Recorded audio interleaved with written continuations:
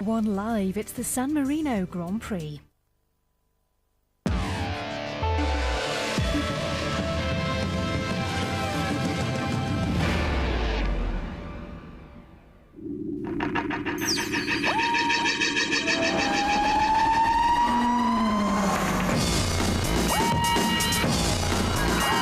Formula One on ITV in association with Texaco.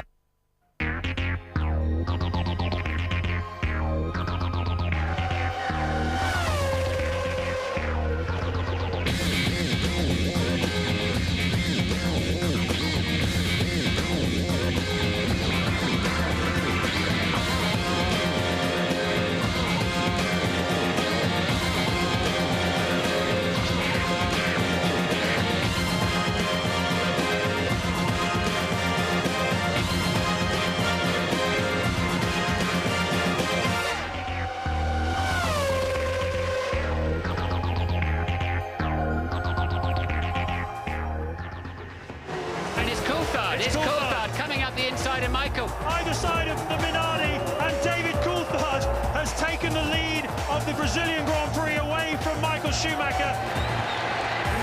Then Coulthard then, is this good enough for provisional pole position? Yes, it is at the moment. Fantastic 23.0. So Coulthard pulls one out of the bag at a crucial time of the Grand Prix season. It's a surprise, but delighted to get the pole position. And I'm putting it down to the glasses, because I saw Mika wearing his blue ones last week, so I thought I had to go for orange this week. He put the rest in the shade in Brazil. Now David Coulthard's top of the charts again on pole at Imola for the San Marino Grand Prix. Hello there, good afternoon. A very happy Easter to you all. The European F1 season starts right here. Bit more like it at Imola today. Lots of blue sky, nice sunshine, a very pleasant 15 degrees, a big contrast to that rain and chill we had in qualifying yesterday. David Coulthard goes well here. He won in 1998 and he's been on the podium twice since then. Here are the latest standings for you. 3 times world champion on the top. The Scot 6 points behind. Before his Brazilian triumph, Coulthard, he was second in Australia. He won in Malaysia and he's quickest in morning warm-up here as well. Barrichello rarely does well at this track. He's got 10 points. Heidfeld, an impressive 4th for Sauber. Frentzen, he won here back in 97 and Panis scored British American Racing's first points at Interlagos. Tony Jardine and Mark Blundell with me again. Now, Mark, first one for you. We have Coulthard on pole, but Michael Schumacher saying, you got it wrong, pal. You got the wrong tyres. Explain that to us. Well, Schumacher's on the harder tyre, and he feels that's going to be the way to go. And I can only think that they may take a one-stop option. A couple of guys did it last year, but the critical factor will be that it is so tough on brakes around here, so the wear rate will be high. If they do go for one stop, it'll be interesting. Montoya had a few people thinking from Brazil. The pace with that one stop, Ferrari might go and do it. Let's talk about David Coulthard. He's never had back-to-back victories in Formula One. How important is it for him to get a run going, Tony? Well, the role is all important, you know, and he's had the best start he's had to a season for a long, long time.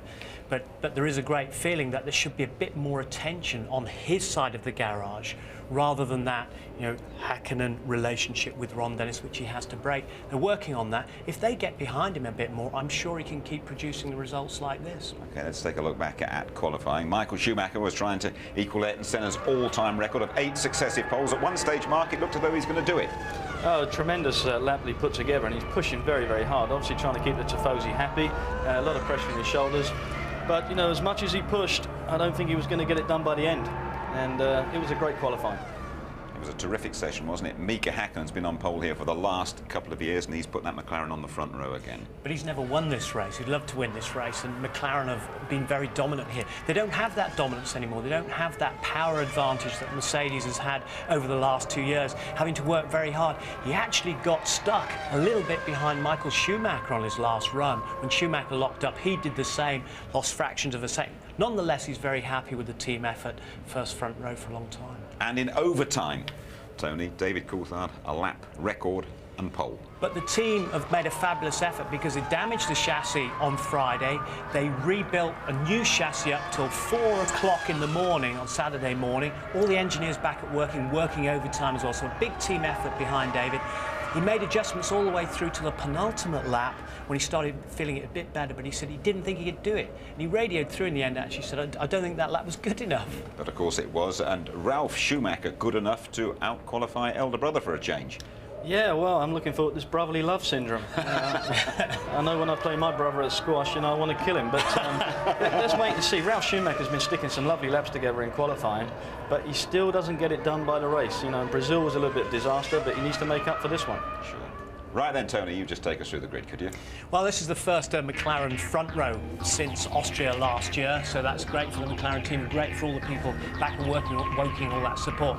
Ralf Schumacher and his brother together again. When they were together 10 years ago in a kart race, Michael punted his brother off at the start. Truly magnificent effort to take 5th place. And then 6th, Barrichello had problems with traffic. Montoya put a wheel on the grass and he lost some time there. Frentzen also had traffic. Raikkonen saying 10th is not good enough. Great attitude there.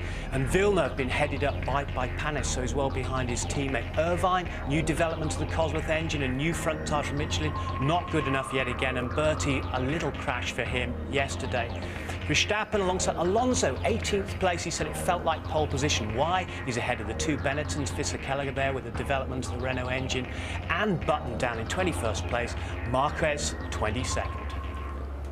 Tony, thanks very much indeed. Before the race, we have a special feature on Juan Pablo Montoya. We'll also be talking to Formula One Supremo Bernie Ecclestone, trying to clarify one or two of the political going on in the world of Formula One. But now we're going to have a word with the man of the moment. Remember David Coulthard dancing that samba of joy after his victory in Brazil, and now he's put his McLaren on the front row. Round 1 to him in Ferrari country. Here he is with Martin Brundle. David, it was a great qualifying session yesterday, absolutely thrilling. And at the right moment you delivered a new lap record. You've had a difficult season for qualifying. How have you suddenly turned that around? Well, the honest answer is I haven't really done anything different, but you know, clearly we've been working on the car, and I think that at the beginning of the season when we had a lot of understeer in the car, Mika was more able to drive around that understeer, and I think that I need the front end, I need to be able to attack the corner, to be able to have the confidence to do the lap time. And as we've been improving the car with many changes, then it started to respond more in the way that I like it to drive, and obviously the lap time's coming from that. As you were going round, what were you thinking every corner as you got out of it? Were you thinking, yes, this is working well? Was it feeling good? It was, but you know, as you know, there's 2 ways you can go into a qualifying lap. Building on what you've done in the previous runs and knowing you're just going to have to eke out another couple of tenths, and knowing that you have to go considerably quicker, and that's the way I went into that run. And it was a little uncomfortable going to each of the first chicane, second chicane, carrying so much speed into the corner, not honestly knowing whether the car was capable of taking the speed I was carrying. And every time I came out of a corner, it was a relief more than anything. And then obviously once I got to Ackerman Rally and managed that corner well, it was a case of just being sensible in the big stops. Now, you passed Michael Schumacher to take the win in Brazil with an amazing move. You were in the spray of 2 cars and you still kept your foot down when Michael lifted. Do you think every time you see his gearbox, I can pass you? Yeah. If you can see anyone's gearbox that closely, then you're going to pass them. You know, it's as simple as that. Whether it's Michael or whether it's any car. Is it greater pleasure though when it's Michael? You know, I think afterwards, when you're talking about it with people, then it sort of sinks in, yes. But when you're actually doing your job, he's just another competitor. You know, he doesn't carry this aura on the track that he appears to carry to the public or to other people around the paddock. You know, I think it's significant that he lifted going through the left-hander onto the straight and others didn't. You know, I think that shows he had it out. It shows he, despite his many great achievements, and I'm not trying to devalue at all what he's achieved in Formula One, but it shows that he is human, and he does have those moments of I don't fancy this much, and you know, my commitment there, obviously my hunger to achieve is maybe a little bit higher because he's already won 3 championships. Now the McLarens are coming on strong nicely. You're only 6 points behind Michael. What's in your mind about him and about the championship? I don't think about the championship at all. I think that that's a result of a combination of good results in races, and I don't think you can sit at the beginning of the season and look at that as, you know, of course it's your goal, but you can't look at that as a big picture because you have every Grand Prix along the way to trying to win that championship is very different. So you have to focus 100% on that race. You know, I'm not even really aware of the fact that we're in Italy. Someone was asking, you know, how does it feel to take away the front row from the Italians in Italy? Well, this is another Grand Prix. It could be anywhere.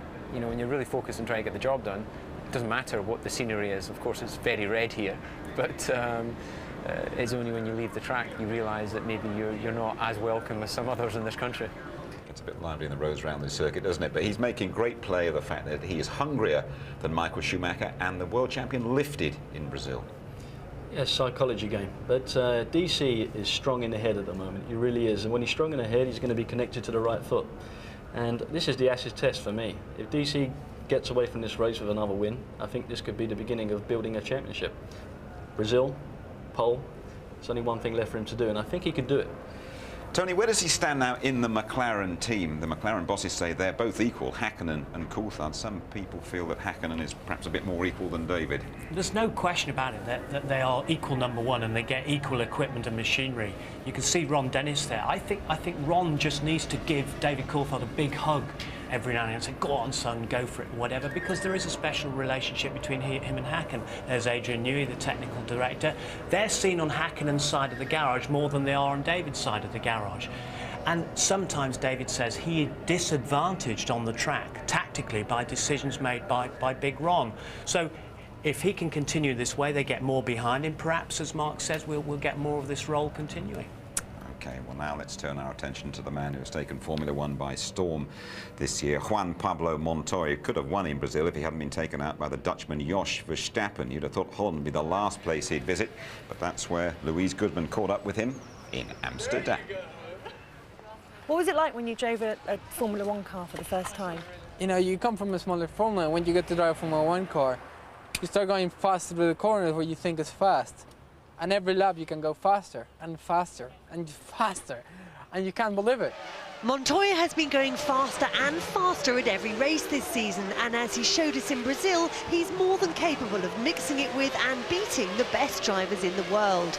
So far, his full-throttle driving style has brought little reward. The Colombian hasn't finished a race yet, but even though fate has conspired against him, he's always maintained a cool head. I can't believe how calm you were. I mean, you just got out and waved to the fans and said thank you to the sponsors and...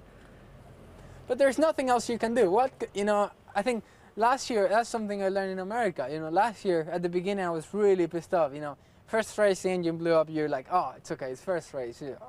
Second race, same thing. Third race, same thing. Fourth race, you go, argh!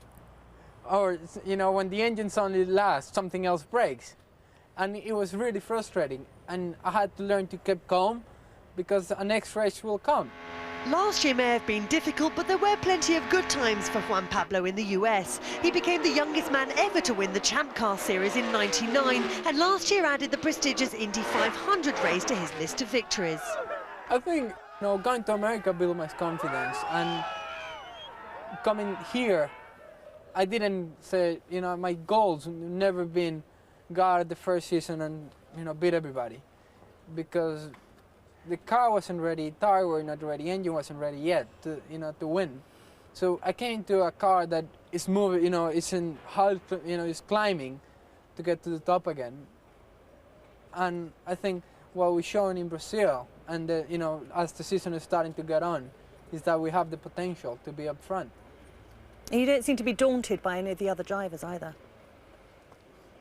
No, not really. You know, they're good drivers. It's very competitive series, but it doesn't mean that you're gonna go and, oh, it's this guy, oh, this is, no, you can't. You know, you're racing and you're here because you're capable of doing a job. From my perspective, I'm not gonna go and say, oh, it's Michael Schumacher or it's Mika Häkkinen or something, you know, be after you. You can't, you know, we're racing, and, you know, my goal is to win races, not to let somebody else win. Do you think that might lead some people to believe that maybe you're sort of a bit overconfident or cocky and, you know? I'm not cocky because I know I have loads of things to learn. You know, I'm just in a learning curve, and there's a lot of things that I'm in disadvantage. You know, it's my third race in Formula One. Qualifying, for example, I haven't got it right yet. First race a bit under, last race, a bit too much. But, you know, you learn from that, and you gotta try to make it better. Williams were the team one way and another that everybody was talking about in Brazil. Do you think it will be the same at Imola, or are you on an upward spiral? I think, you know, Brazil was a really good race for us, and I think it inspired a lot of people. I think people, you know, could see light at the end of the tunnel. We could say, you know, they see they're capable of get to win races now, and you know, there's still a lot more work to do before we can be, I think, all time on maximum level. But it's definitely getting better. Confident, not cocky. The odd embellishment to his English, but. Are we getting too worked up about him too soon? I mean, he hasn't he had a pit stop, has he? He hasn't delivered yet in terms of result, Jim, but believe me, this guy's got awesome car control. I've been wheel to wheel with this guy over 200 miles an hour, and he is perfect. And he's second to none for me in ability, and I think he's the future of the sport. But you know, JPM, do not write the guy off. He will be strong. Heck of a calling card he gave to Michael Schumacher, wasn't it? Oh, what more can you say? I mean, you know, no respect for a world champion. There's nobody else out there to worry about. He's done him and he's dusted, and JPM will go on. I'm personally getting a bit worried about Jenson Button, the man he replaced at Williams, Tony, who's having a desperately difficult time with Benetton. Well, he's feeling very frustrated because he's seeing this car that Montoya's stepping into, which he helped develop as well. And there he is, you know, discussing stuff with his engineers. Very difficult time. But he did get the Lorenzo Bandini Award over this weekend for Best Newcomer in 2000, about 30 kilometres north of here. Helped him a little bit. And he says, I feel like kicking the car at times. But there's also suggestions coming back to us that the car very difficult for him to drive. And they're saying, you better change your driving style, you know, adapt yourself, because we can't change a car. Can you change your driving style briefly? Well, you have to adapt, but you won't change your driving style. For me, that is a no-no. I mean, like Jenson, do not do it. Get the car to suit you. That's the thing. Okay, thank you. Well, I'm sure you'll be aware Formula One can be a pretty political world, and I'm sure you've seen lots of the stories suggesting that there could be new owners, that the motor manufacturers could break away and form their own series, even that you out there couldn't have to pay to see your F1 on the telly. And when this stuff is flying around, there's only one man to visit. Bernie, I think there's a fair bit of confusion out there as to what is happening with the politics of Formula One. Give us your view of the current state of play. A lot of confusion. I think that's about it. No, all that's simply happened is that the operating companies in Formula One are the same as they've always been. I'm the chief executive, and nothing's changed. Nothing's changed at all. The people, EMTV, were the original people, the TV company. Well, they're not actually a TV company. They call themselves EMTV, but they're not. They're people, programmers in Munich that originally took 50% of the company. Have taken their option for another 25%, but it's nothing to do with the operating company at all. How about the manufacturers, Bernie? They think that they would like to be involved, which they had a good opportunity over the period to be involved if they wanted to be. And they missed the boat a little bit because I think they misjudged what was going to happen. But I think in the end, people will start talking. Do you think that you ultimately are going to have to broker a deal to keep, and you're not bad at that, I have to say, to keep all parties satisfied? I think they'll broker their deals themselves. You know, they know what they want and what they're trying to achieve. So I think it will sort itself out in the end. Is it a case from the manufacturer's point of view of them coming into Formula One when it is sexy, when it is very strong? No, basically I think the problem was, as long as they thought I was totally in control, which I never have been actually, really? They were happy. And they think, you know, I suddenly keel over or something happens to me, and they don't really want to be in the hands of somebody they don't know. I think that's the truth. What sort of credibility would you put on a rival series to Formula One being formed by the manufacturers? I haven't got the slightest idea. I think they'd be a little bit silly if they decided this is the way to go, because they can do it in a much better way. I mean, really, they're in Formula One to sell their products. That's what they're there for, not to run races or run race teams or anything like that. So I suppose in the end, that's probably what they'll come down to that and say, well, that's what we ought to do. And would I be right in thinking that Formula One essentially, because of the agreements that are in force, has to stay the same until 2007? Well, the current contracts are there till the end of 2007, yes, for sure. All the teams have to compete, and it basically has to stay as it is now. But as you know, Formula One never stays as it is. We hopefully move on. I hope it doesn't stay the way it is. I hope it moves on and progresses anyway. You've been watching the first few races at home on ITV, yes, like millions of others out there. Just before we put this subject to bed, there is a fear that Formula One might go on paid television and not be available on terrestrial? Absolutely no fear at all. The agreement I've made with these people is to stay with them for 5 years, if I'm alive and well. And that is that it will not go on pay-per-view.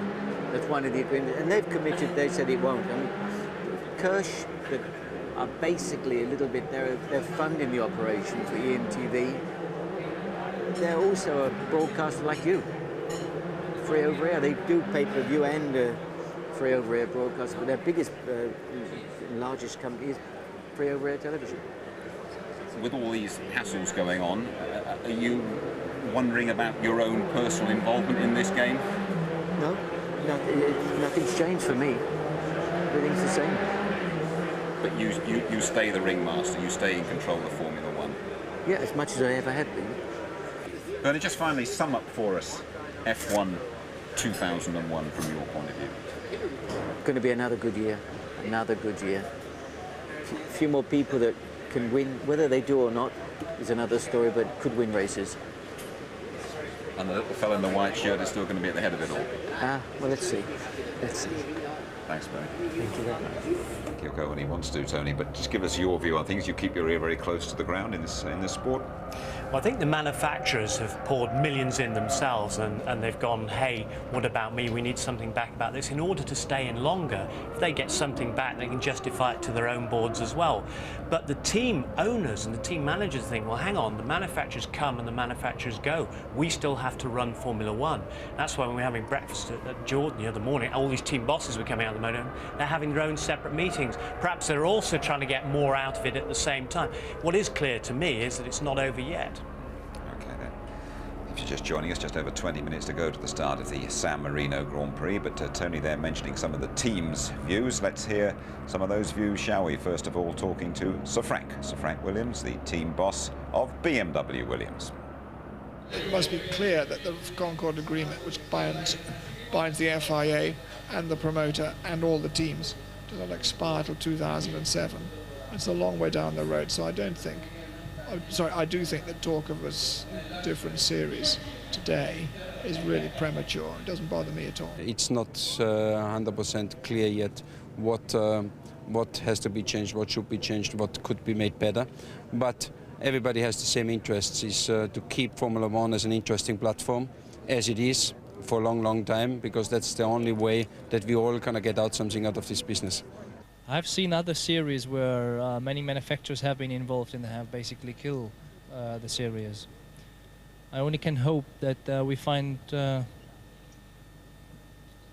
maybe a way that it still can run as in the past, because Bernie has proven right. Not everyone will agree always with the way he does it, but you have to look at the final result. It's a great formula. It's a great form of motor racing. It is the pinnacle of motor racing, and there's too many people that want it to continue for it to go wrong. But it's going to be a long, protracted negotiation, I'm sure. It is a great formula, and we will be right back with Murray's Imola memories and Martin ducking and diving down the grid.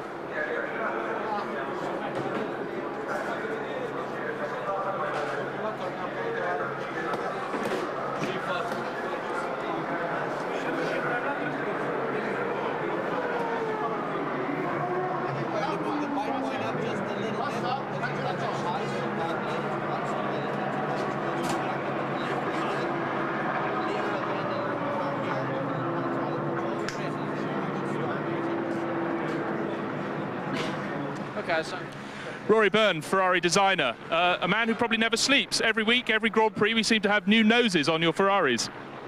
Well, I wouldn't say that, but yeah, certainly the pace of development in Formula One is extremely rapid, and you know, it's really one of the reasons why I don't come to races, because I've got more than enough work, you know, managing and the development program and overseeing, you know, the various areas that I'm responsible for to improve the car. You know, it's a tough job, really is. But while there's ongoing development from race to race, before the start of the season, do you already have clear in your head the sort of tweaks you want to make, say, when you know you're coming to Imola? Well, yes, we're always working ahead of time. So even before we first run the car, we're always, you know, there's always an ongoing program. I mean, we try and think more medium term as much as we can. Well, we'll see how it works. Best of luck, and thank you very much, Rory. Thank you. Murray Walker's Imola memories. Imola, close to Bologna and home of the passionate Ferrari-loving Tifosi, has seen some truly epic races, as well as Formula One's most tragic weekend. The first San Marino Grand Prix was held in 1981, but a year later, Imola was the scene of bitter political confrontation, as a result of which 10 teams staged a boycott. Ferrari's Didier Pironi stole victory by breaking a pre-race agreement with his teammate Gilles Villeneuve. Still furious, Villeneuve was tragically killed at the very next event. But in 1983, the emotional Tifosi erupted when Ferrari's Patrick Tambay won, carrying Villeneuve's famous number 27. In 1987, it was a dominant win for the man the Tifosi called Il Leone, the Lion, Britain's Nigel Mansell. Nigel Mansell, Williams Honda, crosses the line and takes the checkered flag to win the San Marino Grand Prix. Nigel's teammate Nelson Piquet was a non-starter after a colossal crash at the Tamburello corner and had to watch in irritation as his arch-enemy took the spoils. It was at the start of the 1989 San Marino Grand Prix that Ayrton Senna and his McLaren teammate Alain Prost clashed. They would become implacable enemies. Senna won 3 times at Imola, but the track would eventually claim his life. His crash at Tamburello in 1994 robbed Formula One of one of its greatest ever drivers. Michael Schumacher took that race, but showed no joy from an empty victory. But in 1996, Damon Hill won for Williams for a second year in succession in what was to be his triumphant championship year. In 1999, Michael Schumacher brought joy to the Tifosi. His brilliant strategical win was helped by a rare mistake from Mika Häkkinen. Michael triumphed again last year with a similar superb strategy. Can Schumacher make it 3 in a row at Imola this year? In his current form, I wouldn't bet against it. McLaren just might argue with you, though, Murray. They got their strategy absolutely right in Brazil. This time, Michael Schumacher has been stoking the fires, claiming they're on the wrong tyres. James Allen reporting.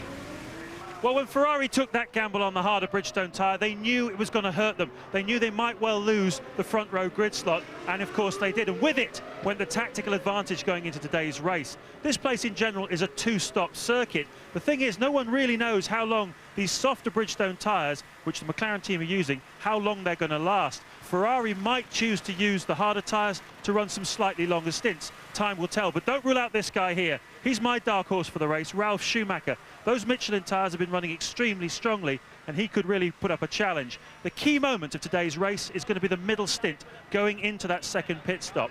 Then we'll find out who had the right strategy and the right tactics, and we'll probably find out who's going to win the race then. Should be fantastic. James, thank you very much indeed. Just under 15 minutes to go to the start of the San Marino Grand Prix. Let's get right down there in the middle of all that action and join Martin Brundle. Thank you, Jim. Hello, team. Happy Easter to you and welcome to the grid. So what do you want to know? Let's have a little cruise along. And 2 McLarens on the front row, of course. DC looking very relaxed and cool. I know he had a couple of great starts when he was practicing them this morning. Hakkinen. His wife's here for the first time for some races. Apparently she always brings him good luck. There's virtually absolutely no drivers on the grid at this time. I was checking them out just before you threw down to me, and they've all left the grid to go to the loo. So we're not going to see too many of those. I know Ralph just disappeared.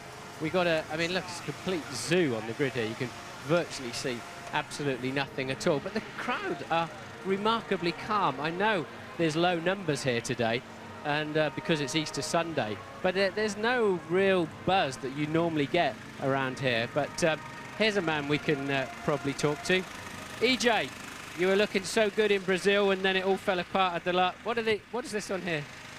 Oh, come on, man. They're my special Easter pants, my lucky pants. Your special Easter pants. Well, they made of chocolate or something. You eat them later or something? I think they were given as a special little thing. We won't say who, but a special fan who sends us things and various things, and it's a lucky omen, I hope. Let's hope we didn't wear anything in Brazil. Let's hope I'm wearing it today. We can get something here. Good stuff. Yeah, I mean, you looked so strong for some points. What's your prediction for today? Who's going to be strong? Well, obviously the two guys in the front row, David, Mika, they will have a strong race. I wouldn't rule out ourselves. I wouldn't rule out the BMW because we saw what they were able to do in Brazil. But Michael still has to be the favourite. He's on the harder tyres. Whether that's a good thing or not now that the heat has come into the track, I think the soft tyre runner will still be okay. Who knows? Let's hope we've an exciting race like we've had. The first three races were absolutely brilliant, and yesterday's qualifying was equally as exciting. If it continues like that, who cares at the moment? It's a Jordan runner. Best of Irish luck, Ed. Here's a little man I want to have a word with. Bernard, great to see you again. We've really, really missed you. We haven't seen you for ages. Why is that? Well, you've obviously been staying home watching F1 ITV, yeah? No, I've been there. I've been there all the races. I just low profile, that's all. Oh, right. Oh, you've been there. We missed you. So what have you been up to? I see you've sold about 140% of Formula One so far. When are you getting rid of the rest of it? Trying to get rid of the 60% this afternoon. All right, yeah. So there's a little bit of flack out there at the moment. The old I've been out testing my Bentley Le Mans car, and I've sort of been out of the loop. I hear you're going to be working for the manufacturers or something. I've been working for everybody all my life, so what difference? Another one way or the other won't make any difference. Yeah, good. Well, I assume you're going to sort of put your normal piece of invisible elastic and it all comes shooting back to you anytime soon. Don't be naughty.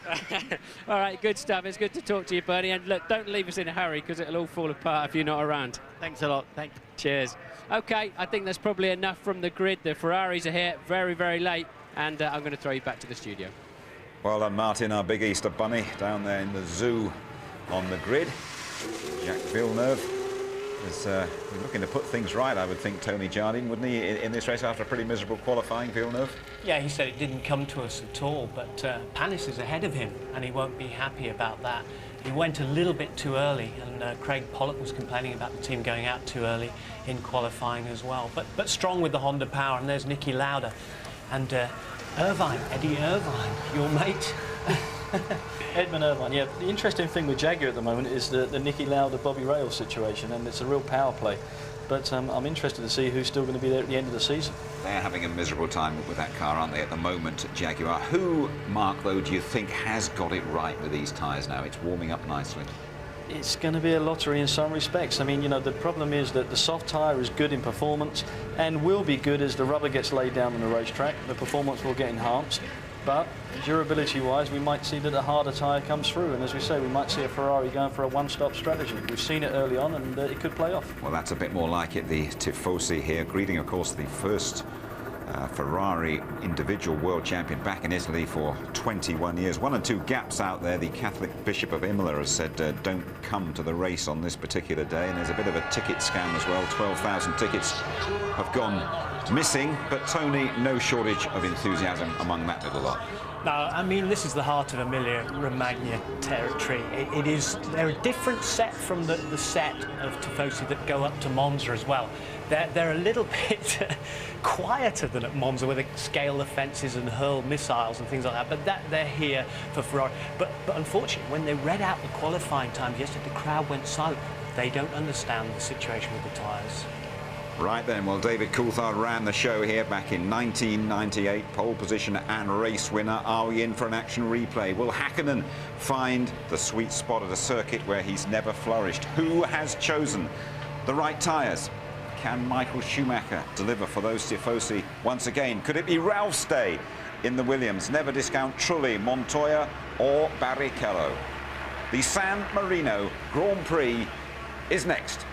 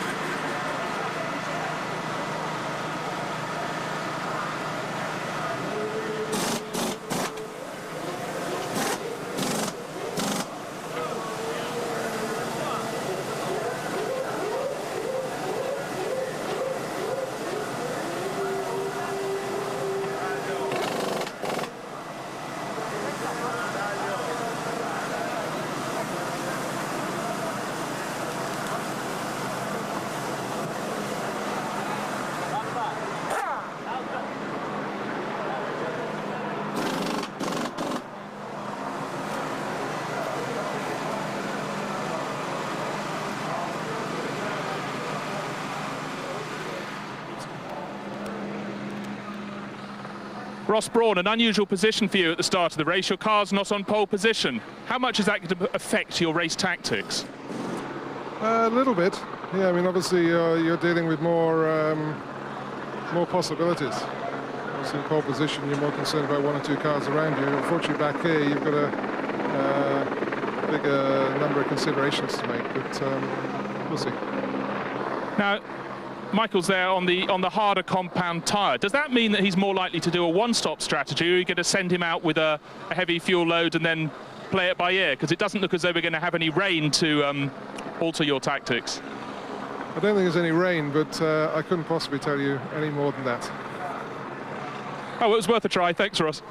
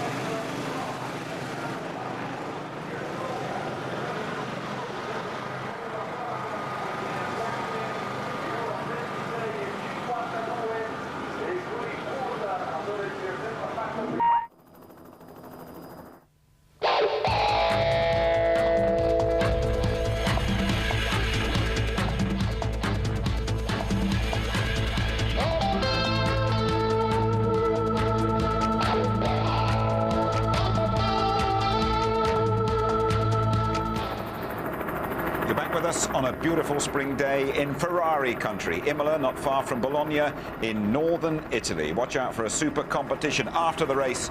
But now, enjoy the San Marino Grand Prix on ITV with Martin Brundle and Murray Walker. Afternoon, Murray. Afternoon, Jim. I'm in my usual state up here.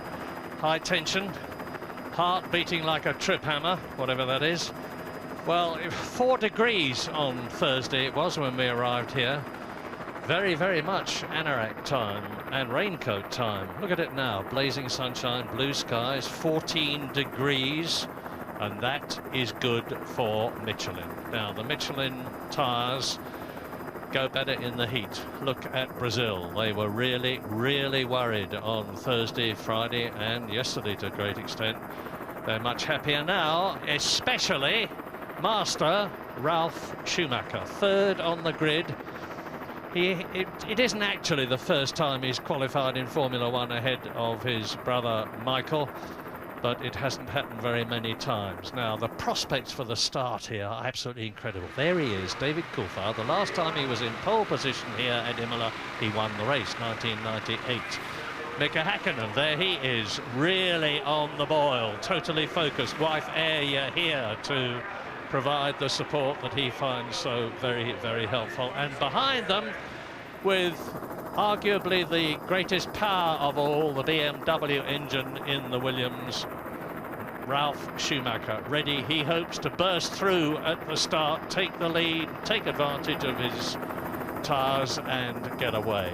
But not if brother Michael can do anything to stop him. Look at him, 4th on the grid. Rubens Barrichello behind him, 6th on the grid. What's your reading? I think this is a very, very difficult race to read, Murray.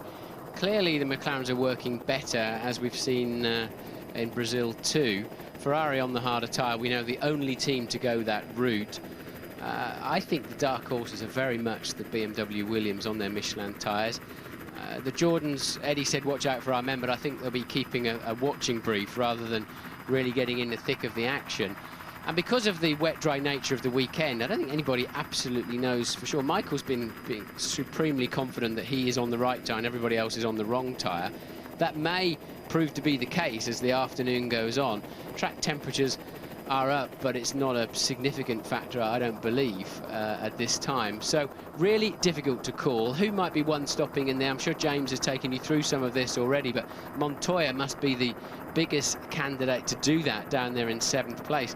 The rest of them, this race is almost always won on a two-stopper. It's just a question of what will Michael Schumacher do to try to maximise his relatively lowly grid position of 4th and get ahead of the McLarens, and that's going to be absolutely fascinating.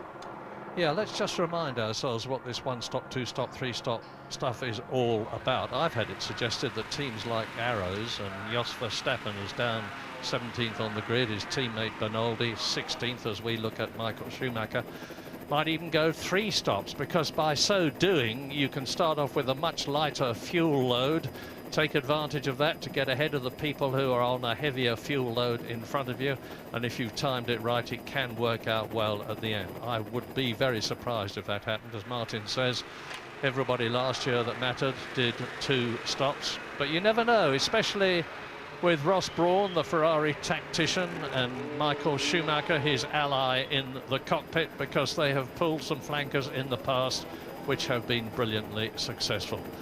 The sun continues to shine. I do believe there's going to be no problem at all with the weather here as the grid is clearing, because it is blue skies overhead, blazing sunshine. This track just over 3 miles long. You're going to see it, and Martin will talk you around. But it is a course which, unlike a lot of them these days, has the benefit, the advantage, the excitement of not only every kind of corner, but gradient as well, both uphill and downhill.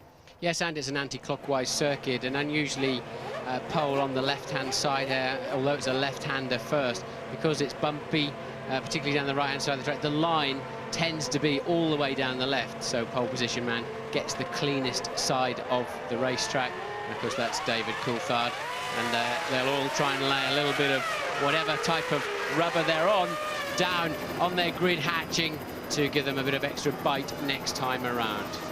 And everybody's got away all right. I'm just looking out of the window at the grid as I talk to you, as they go into the first chicane, the Tamburello, which is where Ayrton Senna so tragically lost his life, and there were 2 or 3 chicanes put in as a result of that to slow things down a bit. And this is the Villeneuve chicane before Tosa, the left-hander. But a Formula 3000 car dropped it on the exit of that Tamburello chicane. It's an enormous crash in the wall, so it's still a very, very fast area, particularly on the exit. They're now heading uphill over the blind crest into Piratella. That's a wonderful corner, really beckons you in and says, right, attack me, have some fun through here.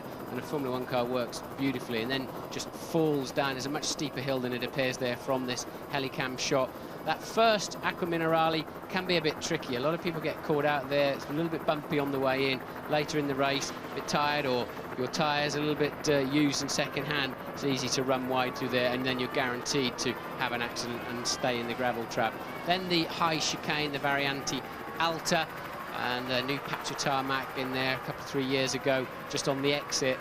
And again, providing you don't launch too heavily across the curbs, you've got to use the curbs, but you've got to somehow bring the car down in an even way, front and rear, so you can get straight back on the power again. And then a big downhill sweeping stop into Rivazza 1, and all you're looking at there is the wall ahead of you, and often marshals. You can see marshals and other people. It's a straight ahead position there is not good at all, but a lot of grip under braking. Rivazza 2, then an easy 170 miles an hour right-hand sweep before you have to punish the brakes and slow down just one final time towards the end of the lap.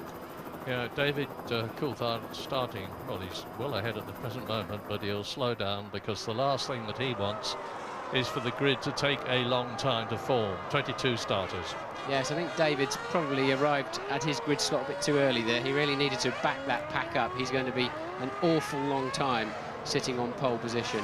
Does that matter? Of course it matters. If you overheat the clutch and you have difficulty engaging first gear, which they probably won't do until the first of the 5 red lights come on, and I remind you about the starting procedure. Lights one at a time until all 5 are on, then there's a pre-programmed pause. When they go out, it is go. David Coulthard on the right, Mika Häkkinen on the left. The grid is still forming. Watch Ralf Schumacher in the white blue Williams BMW, the man with the yellow helmet, as the tail ender Tarso Marquez lines up on the grid. 22nd, the lights in the top left corner of your screen. 62 laps, 1 on, 2 on, 3 on, 4 on, 5, pause, and it's go, and it's good for David Coulthard, and Ralf Schumacher is already past Häkkinen, and he's going for the lead. He's done it. Fabulous. Ralf Schumacher is now going to use that grunt to pull away the Williams BMW from Coulthard, and the top Jordan has also gone ahead in 3rd position. That's Jarno Trulli. So, 2 dramatic changes right at the start of the San Marino Grand Prix. Williams BMW, Ralf Schumacher leads, and then behind him in 2nd place it is the McLaren of David Coulthard. Then it's Jarno Trulli, Mika Häkkinen down from 2nd to 4th, and Michael Schumacher down from 4th to 5th. What an opening! Coulthard then too much wheel spin on the start. I think he rolled slightly early. The red lights were on for a very, very long time. Hopefully there's been no jump starts, but Coulthard lighting up the rear wheels. Ralf getting the perfect start, slotting down the inside. And well, we said those Williams could well be dark horses. This is a dream start for them. So where is Juan Pablo Montoya in the other Williams BMW? Can't tell you at the present moment. All I can tell you is that Mazzacane is last at the present moment. He's already been passed by Jenson Button and by Tarso Marquez in the European Minardi. So there is Häkkinen, there is Schumacher, and there is Montoya going through. Look for the Williams. There's Schumacher, and Montoya is ahead of Panis in the BAR, who started in front of him. Yes, that was a good run. It's very unusual to see an overtaking manoeuvre into that final chicane. Just shows the straight line speed of that Williams. And look, Ralf Schumacher pulling away, 0.9 of a second lead at the end of lap 1. And Montoya already on his way through the field, up into P6. Michael Schumacher's his next target. And look, truly off the road, he should just save that. He should keep his position. It'll be a bit of a handful when he gets to the top of Piratella. And Rubens Barrichello is dropping back. He started 6th in the Ferrari. He is now in 8th position. He's been passed by Montoya. He has been passed by Olivier Panis. And Barrichello really does need to impress in this race. Well, apparently there is an investigation underway for potential jump starts. I don't know who that might be, but we'll have to wait and see. We'll keep an eye on the computer. Could have been Ralf, of course, with that stunning start. Coulthard was definitely looking like he edged forwards, but I don't know if that was after the light. And here's a replay, so that's a little bit too late into it to check for a jump start, but it just shows you the way that Williams catapulted off the line and then truly making it stick up the inside of Häkkinen to take 3rd place. Power with a capital P. Now here's Schumacher again. Watch him, right-hand side. He gets right alongside the white line. All the cars have got an electrical sensor underneath them in the track to see whether they move before they should. I don't think it was Coulthard. I think, what are we watching here? That was Coulthard lighting up his tyres. I think it would be a BAR that jumped the start if I had to make a guess, but I'm, you know, We think it's one of the BARs that jumped the start, so that could well be Panis. Well, the BARs were 8th and 11th. Panis starting in front of Villeneuve, as he has done before this season. Honours even, 2 starts in front for Villeneuve, 2 starts in front for Panis, and the race is now starting to settle down a bit.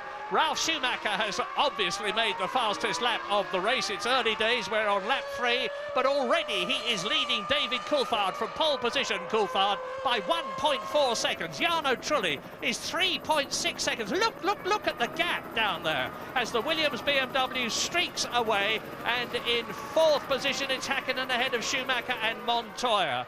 So it is exactly as Williams, BMW, Schumacher, and I'm going to call him Ralph from now on. It's going to get very confusing if I don't. So Ralph is the man in the lead, and Ralph is Schumacher. Now, what we don't know, of course, for any of these cars is what their strategy is. Strategy and tyres are vital, all important. Here is the race leader. Is he on 1 stop? Is he on 2 stops? There is the second man, David Coulthard. Jarno Trulli, Mika Häkkinen, Michael Schumacher, Pablo Montoya, Panis and Barrichello. Well, certainly the speed of Schumacher, he's over 7/10 of a second faster on that lap than David Coulthard, who's another 7/10 faster than anybody else. So Schumacher and Coulthard at the front just easing away. And look, the Ferraris are now nose to tail. That must mean there's been a mistake, or Montoya has cracked through. Something's happened, because we've got the Ferraris now. Michael Schumacher's dropped down to 6th place. Montoya is ahead of him according to the computer. Yes, he is. And according to the track, there he is. There is Montoya. Behind him is Panis. So he's coming through the field. It's Juan Pablo Montoya, the Colombian, who has been so sensational already this season. He's starting to make his way up through the field. He started in 7th position. He's now 5th. Yes, well, I'd like to see a replay of that. Either Michael's made a mistake, and yes, look, very, very slow out of the last corner, Michael. Lost a lot of drive, and then clearly picks it back up again. So some kind of gearbox problem then. We think even Barrichello now has passed Michael Schumacher. Does he have a gear shift problem? Well, remember, Montoya passed Michael Schumacher brilliantly in Brazil. Yes, he's behind his teammate Barrichello, Murray. So Michael Schumacher then clearly with problems. We're going to have a lot of people leaving early this afternoon if the Ferraris don't do better than this, because they are down, down, down. Ralf Schumacher, lap 5, here he is. He's whizzed well through. That was Montoya, followed by Panis, and you can see that they are very close now. It's still obviously all 22 running. Mazzacani is last, Marquez is last but 1, and the other Minardi is 20th. Jenson Button is in 19th place, so he's gained 2 places. And Bernaldi in the arrows has slipped down through the field a bit as Barrichello runs wide. Michael Schumacher had an opportunity to get past there, but he was too far back. They're in Tosa now.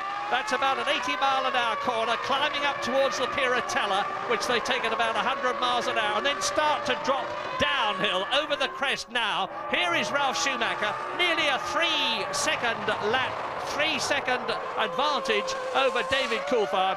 Driving beautifully. He has yet to win a Grand Prix, of course, Ralf Schumacher. Ex-Jordan, now with Williams. Well, we better hope those Ferraris are on a 1-stop and very heavy with fuel in this early stages of the race.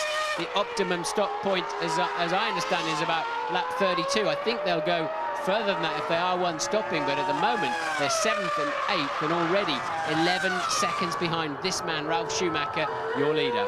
If they are 2-stopping, I would expect them to come in this 62-lap race as Ralf Schumacher goes through ahead of Coulthard. Round about lap 27, and they're round about lap 48. That's the battle between Trulli and Häkkinen, followed by Montoya in 5th position, and the Ferraris in line abreast down in 7th and 8th place, and Michael Schumacher is the 8th place man. 28 seconds now covers the grid. Field from Ralf Schumacher leading to Mazzacani in 22nd place. Jenson Button, just to let you know, is down in 19th position, had a reasonable start, appears to have lost 1 place. It was 18th, I think, in the early stages.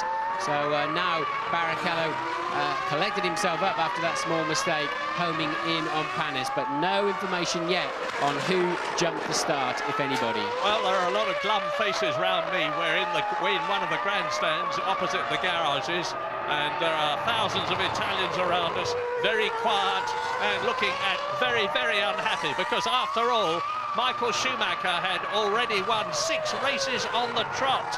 And there is the BAR, chased by Barrichello, the BAR of Olivier Panis. And Barrichello leading Michael Schumacher, and the 2 Ferraris, as I said before, way down the field. They're not even in the points at the present moment. A puff of smoke there from the back of the Honda-powered BAR of Frenchman Olivier Panis, who incidentally is showing the way to Jacques Villeneuve this season. Villeneuve down in 10th position, the 1997 world champion. If Michael Schumacher had a gearbox problem, it appears to have sorted itself out, and the European Minardi of Alonso, as you point out, is obviously out of the race. But we're going to see why now. Oh, that's the curb I was telling you about at the high chicane, and you really can't use it as heavily as that. And, well, that's made a mess. Well, that's the first race in 4 that the Minardi team, who struggled so hard since Paul Stoddart has taken them over, to get onto the grid at all for the first race in Australia. It's the first race where they have had any damage at all, and hopefully that's not going to be too expensive to fix. Now, look, Panis is definitely holding up Barrichello in 7th position. I don't think he's holding up Michael Schumacher. There's quite a gap between the 2 Ferraris now. But the gap between Montoya, who is 5th, and Panis, who is in 6th position, is just about 1.5 seconds. Well, Panis getting very ragged, but he's got the inside line now into the Variante Alta, and they can't overtake anyway. Yellow flags are waving for Alonso's Minardi that hasn't been cleared away yet, so rightly so, Rubens backed off, but Panis had the line anyway. Martin, let me just try a wild one on you. I don't think this is the case. Clutching for straws on behalf of Ferrari enthusiasts. Heavy fuel load, that's why they're going slower. Well, I'm hoping so. Otherwise, they really have. They've just made a big mistake on these tyres by judging them from the green track on Friday. You've got to look at their pace, which is in the 129s. Now Coulthard is on 28.0, so some 1.5 seconds a lap faster is David Coulthard. You've got to assume and hope those Ferraris are both on heavy fuel to try to make good use of their more durable tyres. Oh, and as Jos Verstappen in the arrows, I was hypothesising, just might be on 3 stops, starts coasting in. Alonso is out of the race. It looks as though Verstappen is as well.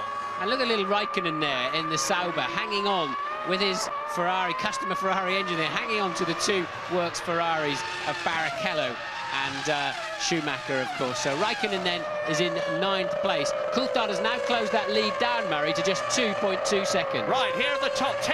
Lap 8, Ralf Schumacher leads David Coulthard. 3rd is Trulli. 4th is Hakkinen. 5th is Montoya. 6th is Panis. 7th is Barrichello. 8th is Michael Schumacher. 9th is Kimi Raikkonen. And in 10th place, Jacques Villeneuve in the BAR. And here are Panis, Barrichello, Schumacher, 6th, 7th, 8th. Barrichello's got a great chance this time around. He's going to have to try and go round the outside. You've got to do it, Rubens. You've got to get past him. He can't turn in on you now, and that was a good move from Barrichello. Had to make it stick. I was going to say, can Michael follow through while Panis is running wide? But Olivier, who is a crafty campaigner, he's been racing a long time now. This is his 94th Grand Prix. Shut the door in Michael's face. Oh no, you're not going to. And as you say, Michael, Martin, look at the way Kimi Raikkonen, only his 4th Grand Prix, 21 years old in the Sauber, is hanging on. I talked to Willy Ramph, the Sauber designer, this morning, and I said, why is the car so good? Is it balanced? He said, yes, we've got the car beautifully balanced. Most of the field are suffering from understeer on the corners. That is to say, the front of the car trying to run wide and not go where the driver wants it to. He said, we don't. Well, Panis has got good speed from that Honda engine, but his car is ragged, really struggling with that. He's slow on the exit of virtually all of the corners, but I think because he's got such good straight line speed and he's driving very defensively, he's difficult to get past. We saw Barrichello pull a nice and very necessary move to do that. Now Michael's got to take the same risk. Yeah, and that's proven, Martin, by the fact that Barrichello is now up the road. Look at the gap as they go up towards the Piratella on lap 9 out of 62. And now Michael is having a look. And Olivier just shuts the door, right and left at the Variante Alta, the highest point of the course. Drop downhill. Michael's going for it. Yes, Michael, I think, will pull the same move. Will Panis go to block him? No, he can't. He's not. I think he's too busy fighting himself, Panis, to get too heavy with the current World Championship leader. Getting a few smiles now from the crowd. Barrichello is in the points, 6th position, 2.1 seconds behind Montoya.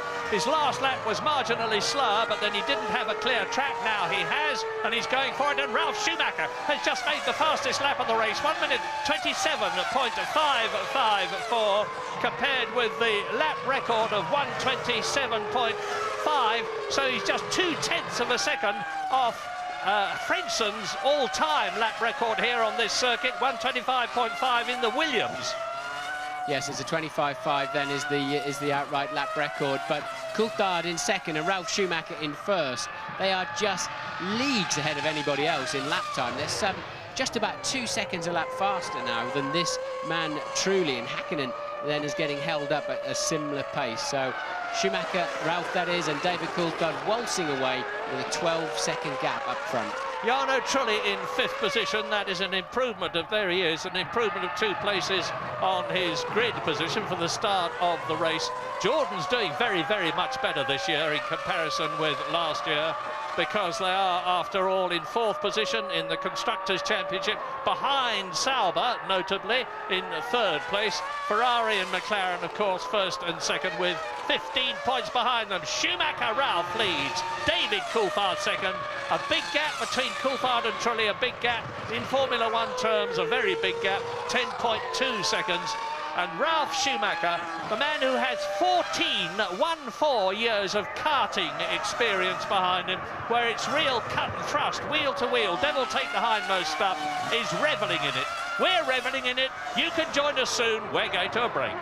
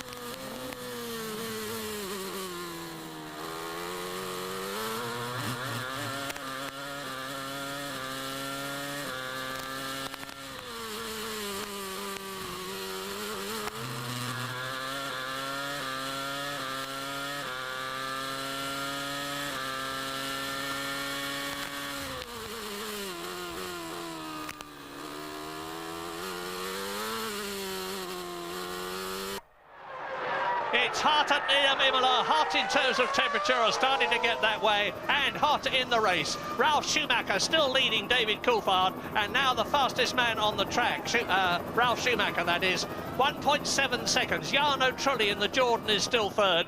But Martin and I have just been talking, and I think both of us believe that Montoya, there he is in 5th place, followed by Barrichello Ferrari and Michael Schumacher Ferrari, could be on a one-stop strategy, whereas the men in front of them more likely to be on a two-stopper, in which case things are going to dramatically change in about 15 laps' time. We'll see.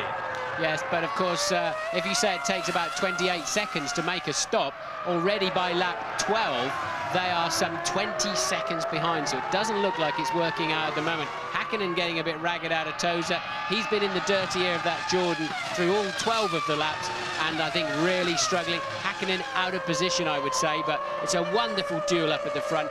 Ralf Schumacher and David Coulthard absolutely slugging it out lap time for lap time. James, what can you tell us? Well, down at Ferrari here, no drama whatsoever. They don't seem particularly agitated. Even when Michael Schumacher had that moment coming out of the final corner, it must have been some sort of glitch, but they don't seem too concerned. I think you're right, it's a terrific duel at the front, but I think what we're seeing today is split strategies within the team. I think they've sent one car out with a slightly lighter load than its teammate, so you'll see the Ralf Schumacher-David Coulthard partnership coming in a little bit earlier, I think, than Montoya and Hakkinen. It looks to me also as though Michael has got a lot of fuel on board. There's a long way for this thing to play out, but the key thing is what you just said there, Martin.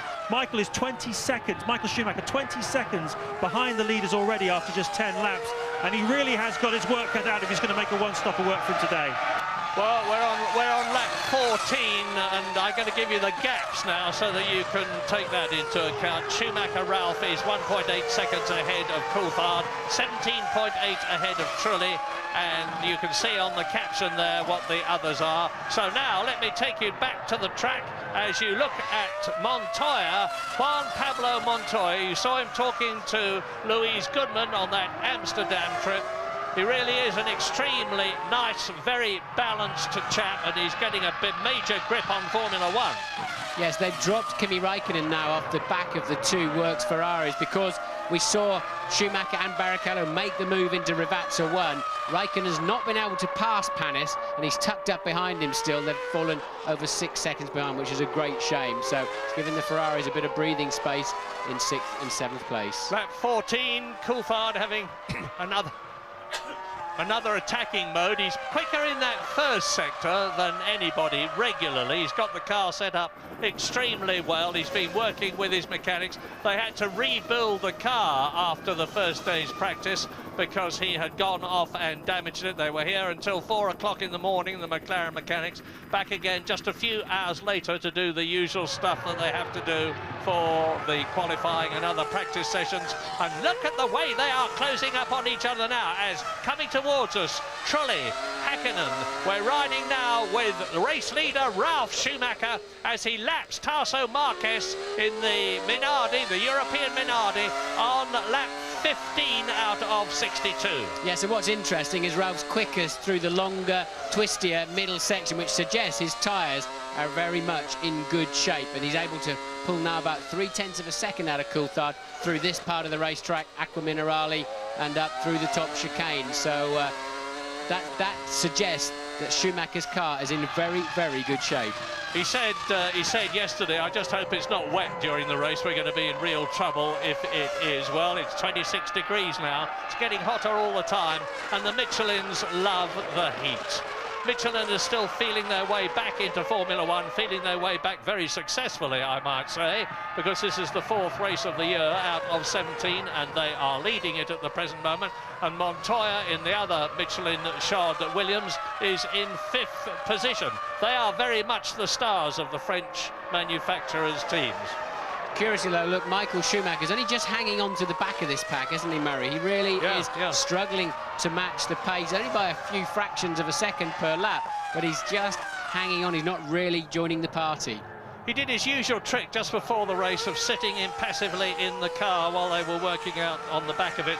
You have to get onto the grid 15 minutes before the race starts, or you have to start from the pit lane. He left it until 16 minutes before the race started, before he actually came out of the garage, and then he calmly sat at the end of the pit lane for a while and did a practice start. Mind you, he's pretty experienced at this stuff. He's getting towards 150 Grand Prix since the first one that he drove in 1991. And there is Jarno Trulli, Mika Hakkinen, Montoya, Barrichello and Michael Schumacher. The gap between them is about 2 seconds. And here's that Raikkonen-Panis battle for what it would be 8th position, and Kimi just cannot find a way past. Panis, really, he has not got a good race set up at all, really fighting that car, and Villeneuve a further second down the road. Villeneuve baffles me this year, Martin. I mean, he had a terrible debut year with BAR the year before last, after he had left the Williams team. It got better last year. The car is much better this year, but somehow Villeneuve doesn't seem to be on it in comparison with the way Panis is going.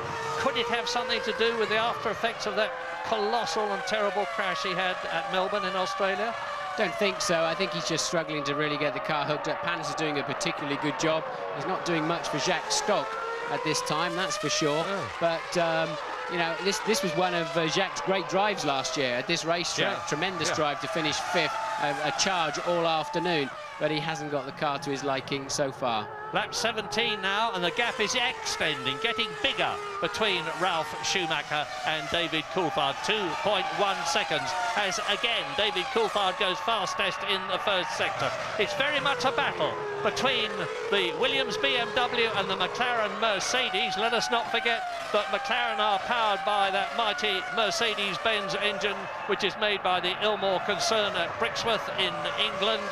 And a mighty fine engine it is. It's a new one this year, but it doesn't seem to be up to snuff as far as the BMW is concerned. Honda are there as well, of course.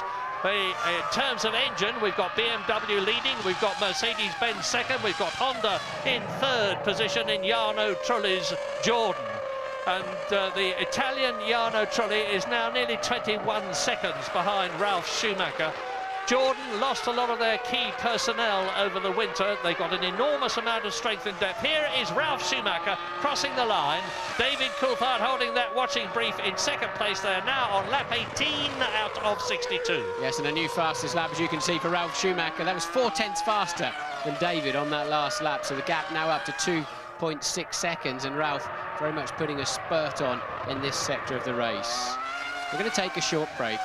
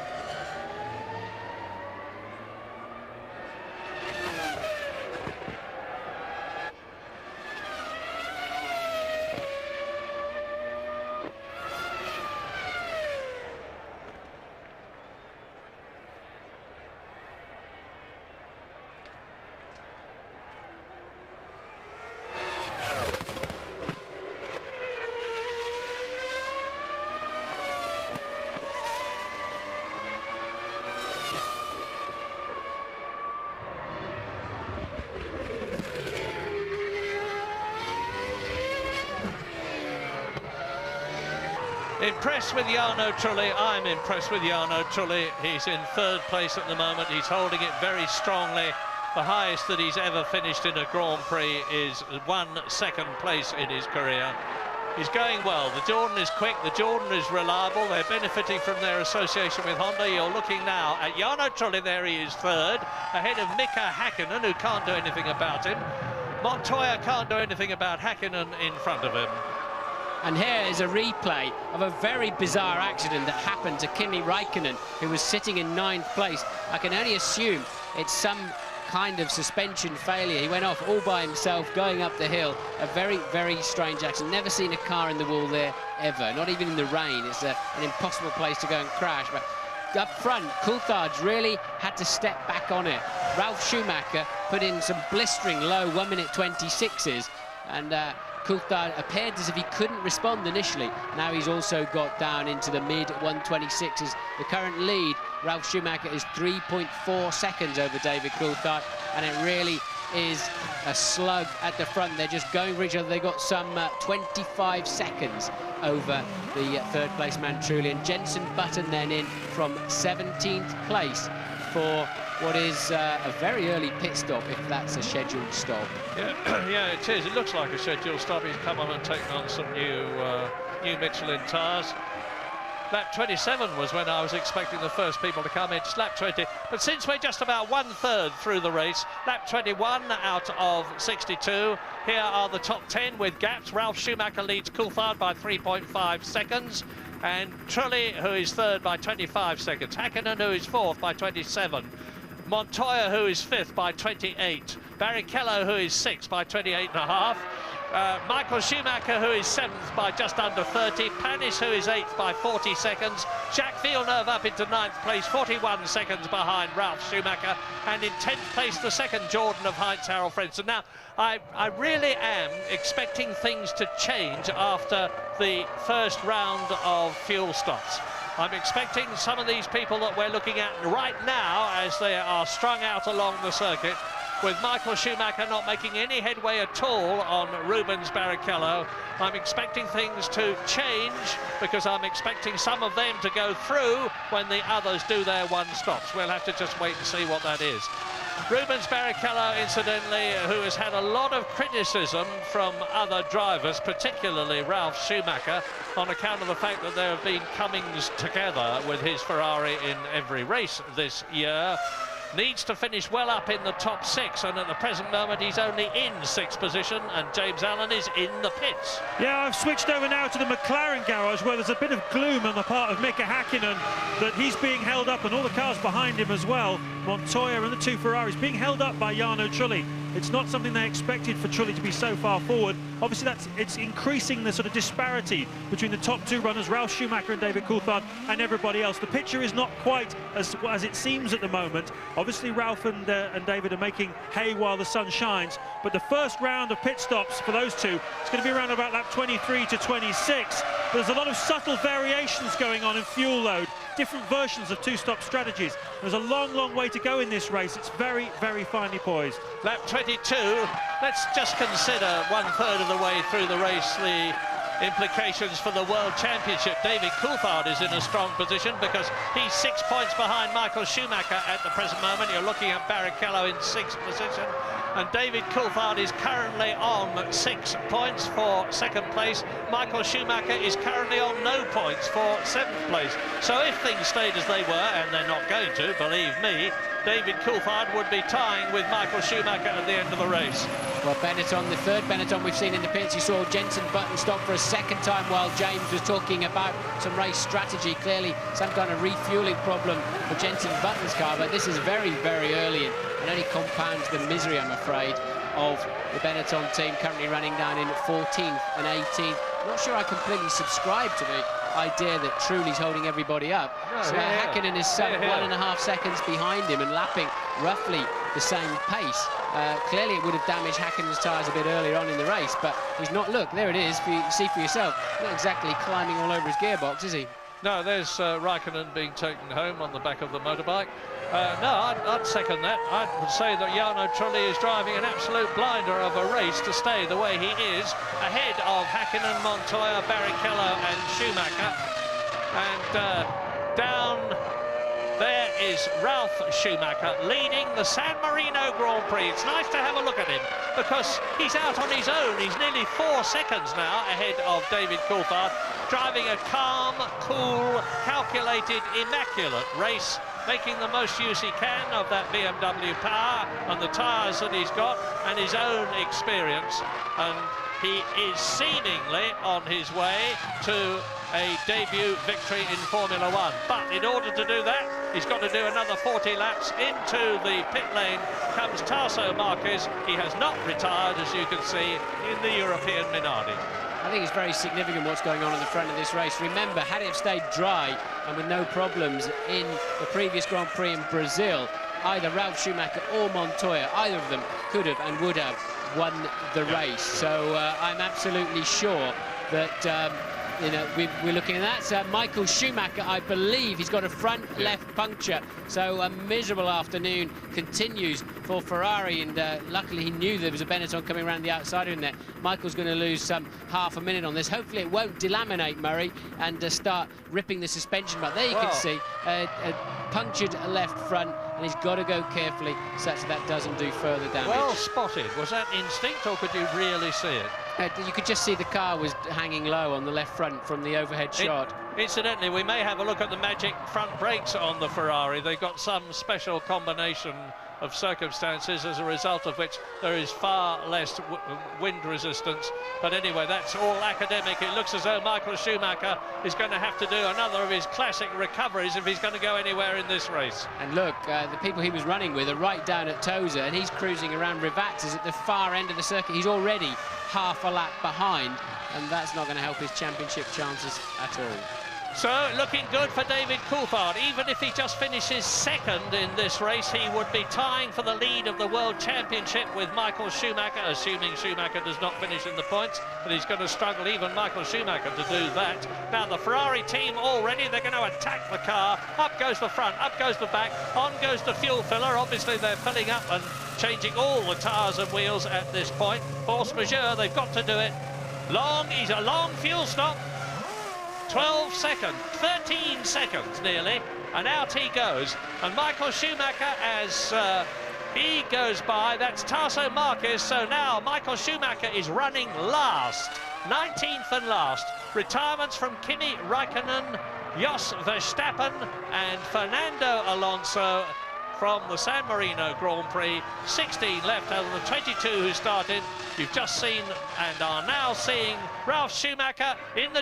Jordan is there, and James Allen. More news. Yeah, disastrous as the Jordan guys come out. They're obviously going to make a pit stop, probably for... who is it? Trulli. Trulli's in the pits, in fact. Yeah, absolutely. Just looking at that, Michael's been very unlucky today, but he was slightly lucky also, because that puncture happened on lap 25, which is just inside the window where he could have fueled it to go to the finish. You saw that the fuel nozzle was on for a very, very long time.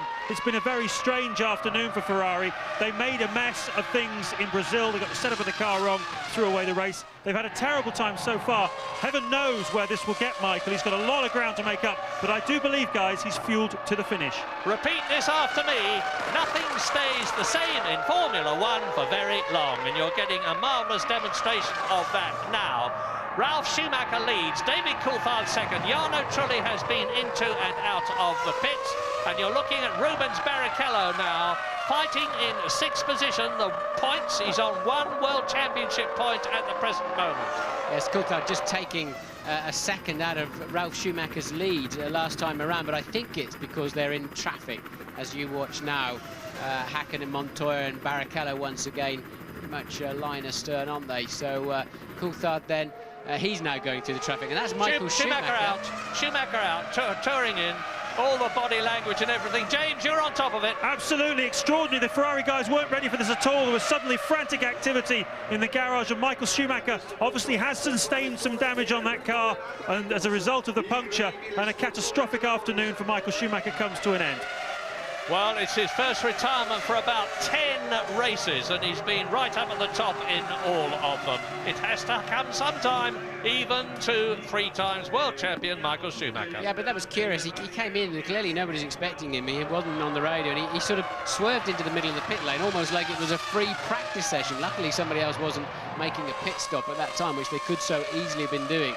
And you're not allowed to reverse in the pit lane. That is a big fine and immediate exclusion, and it looks like he's out of the race anyway. So now, lap 26 out of 62, all eyes on Ralf Schumacher leading and David Coulthard second, because the gap between them and Mika Hakkinen, who is now in 3rd position, is some 33 seconds between Ralf Schumacher leading and Häkkinen, who is third.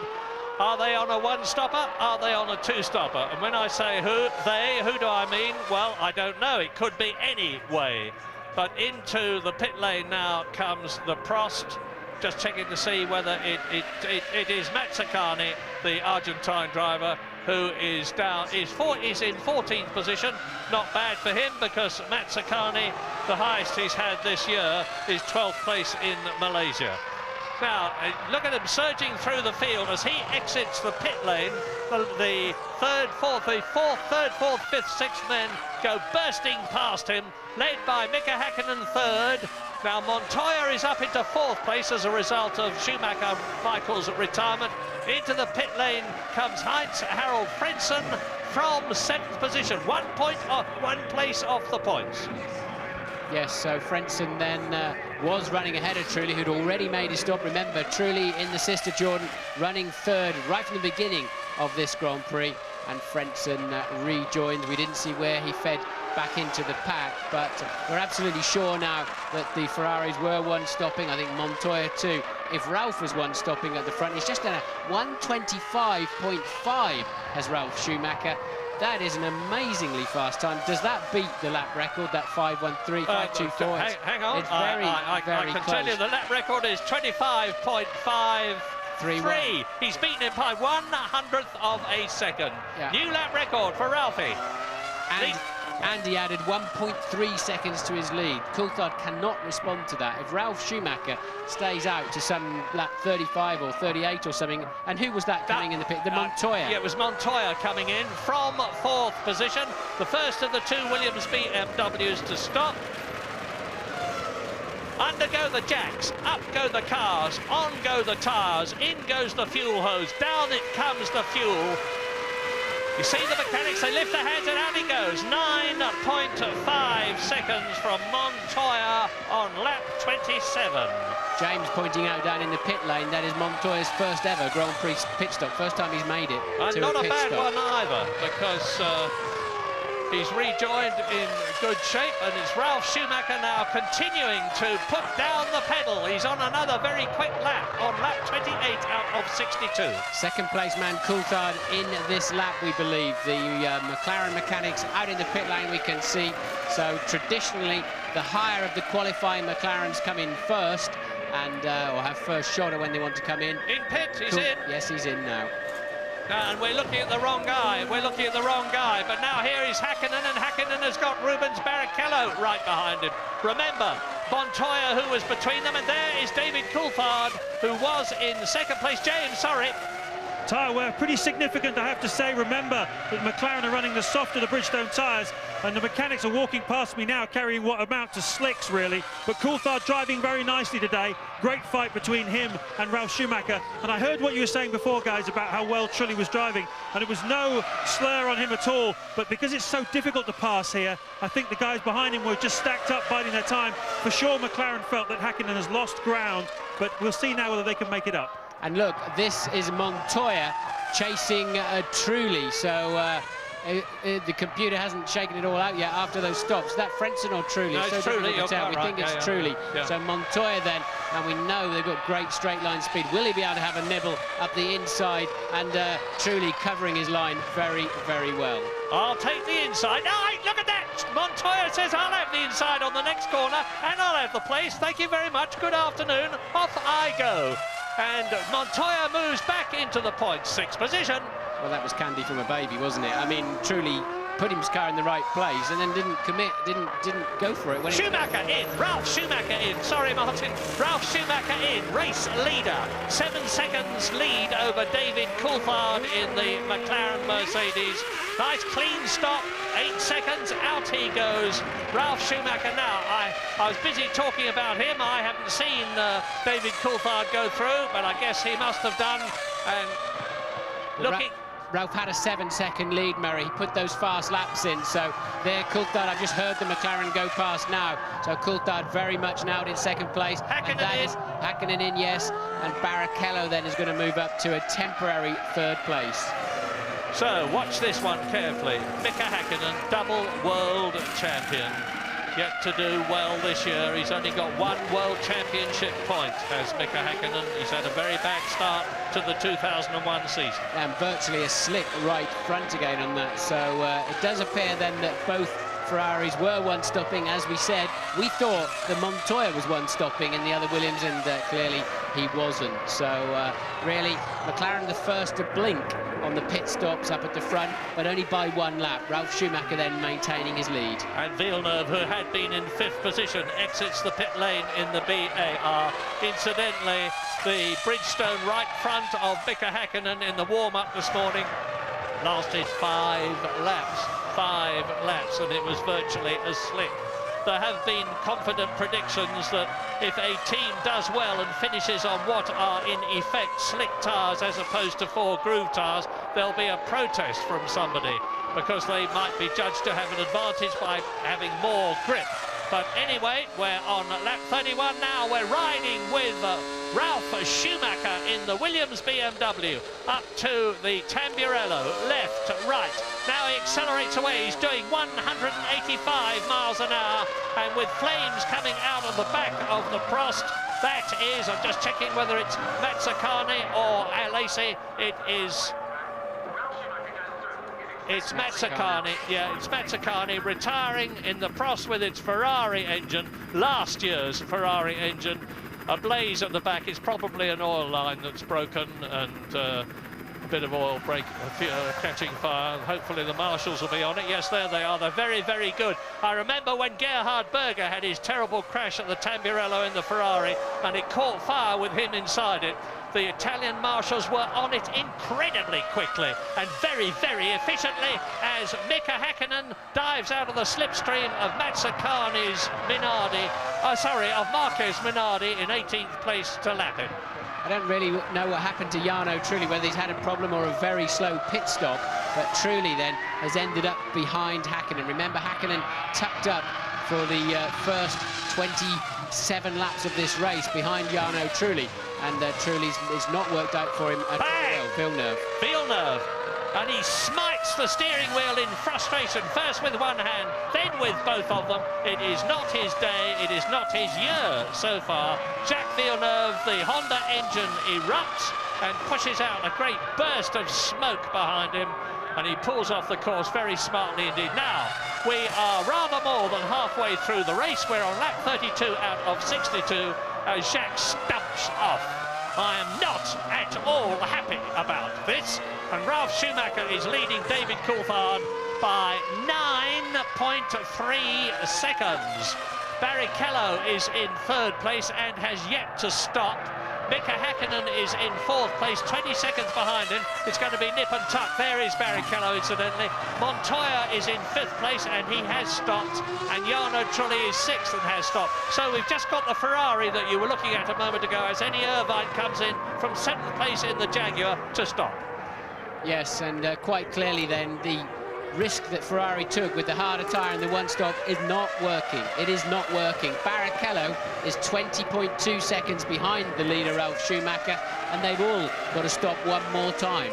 You know, I'm always worried about saying something is going to happen because so often it doesn't. But I will ask a question.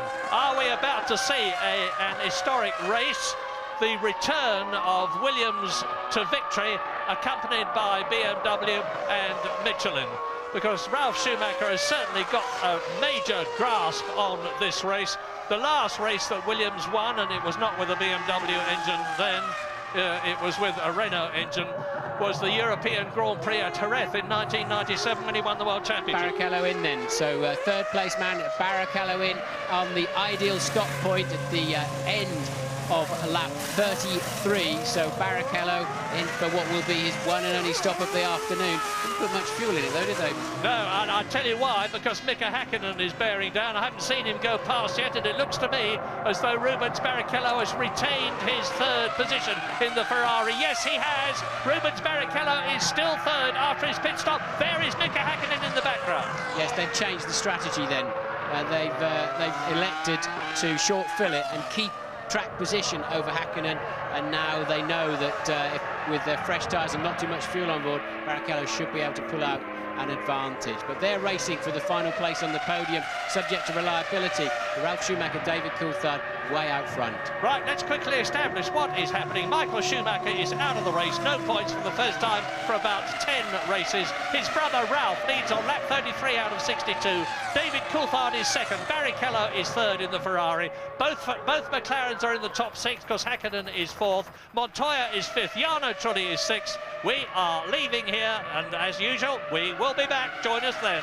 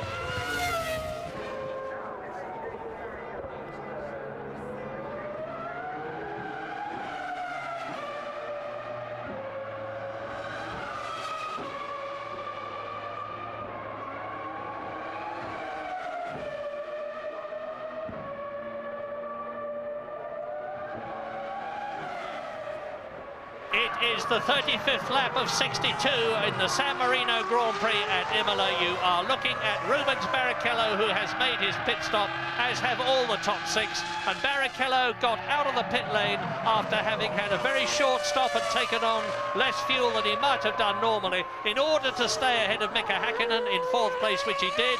Here is Ralf Schumacher continuing to dominate the San Marino Grand Prix, leading Coulthard by 12 seconds.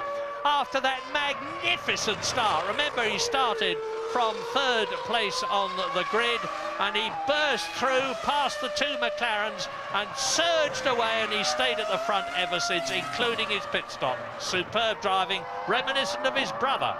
Tell you what, it might be Easter Monday tomorrow. Coulthard then 12.6 seconds down, but there's some heavy meetings going on at McLaren, Ferrari and one or two others. These Michelins are looking seriously strong very, very early, and they're going to, some of those are going to want to jump quite soon without upsetting the apple cart where they're at. Yeah. And clearly there'll be some politics going on if some of these teams decide they want to jump to Michelin. Yeah, I must say I've never had any doubt that the French concern would be up the front very quickly. They've been in Formula One in the past, they've dominated motorcycle racing and just about every category of motorsport when they've been in it. They've got an enormous number of very experienced people at Clermont-Ferrand, where they do their designing and manufacture, and they didn't come back into Formula One lightly. They came back to win, but as you say, Martin, I don't think anybody expected them to win their fourth race after their return. They haven't won it yet, of course. We're on lap 36 out of 62, but they're certainly looking mighty strong, as they did in Brazil. And there is Mika Häkkinen. Well, look at Mika Häkkinen's lap time compared with that of Rubens Barrichello in front of him. He is marginally slower. He's certainly not gaining on the Ferrari at all.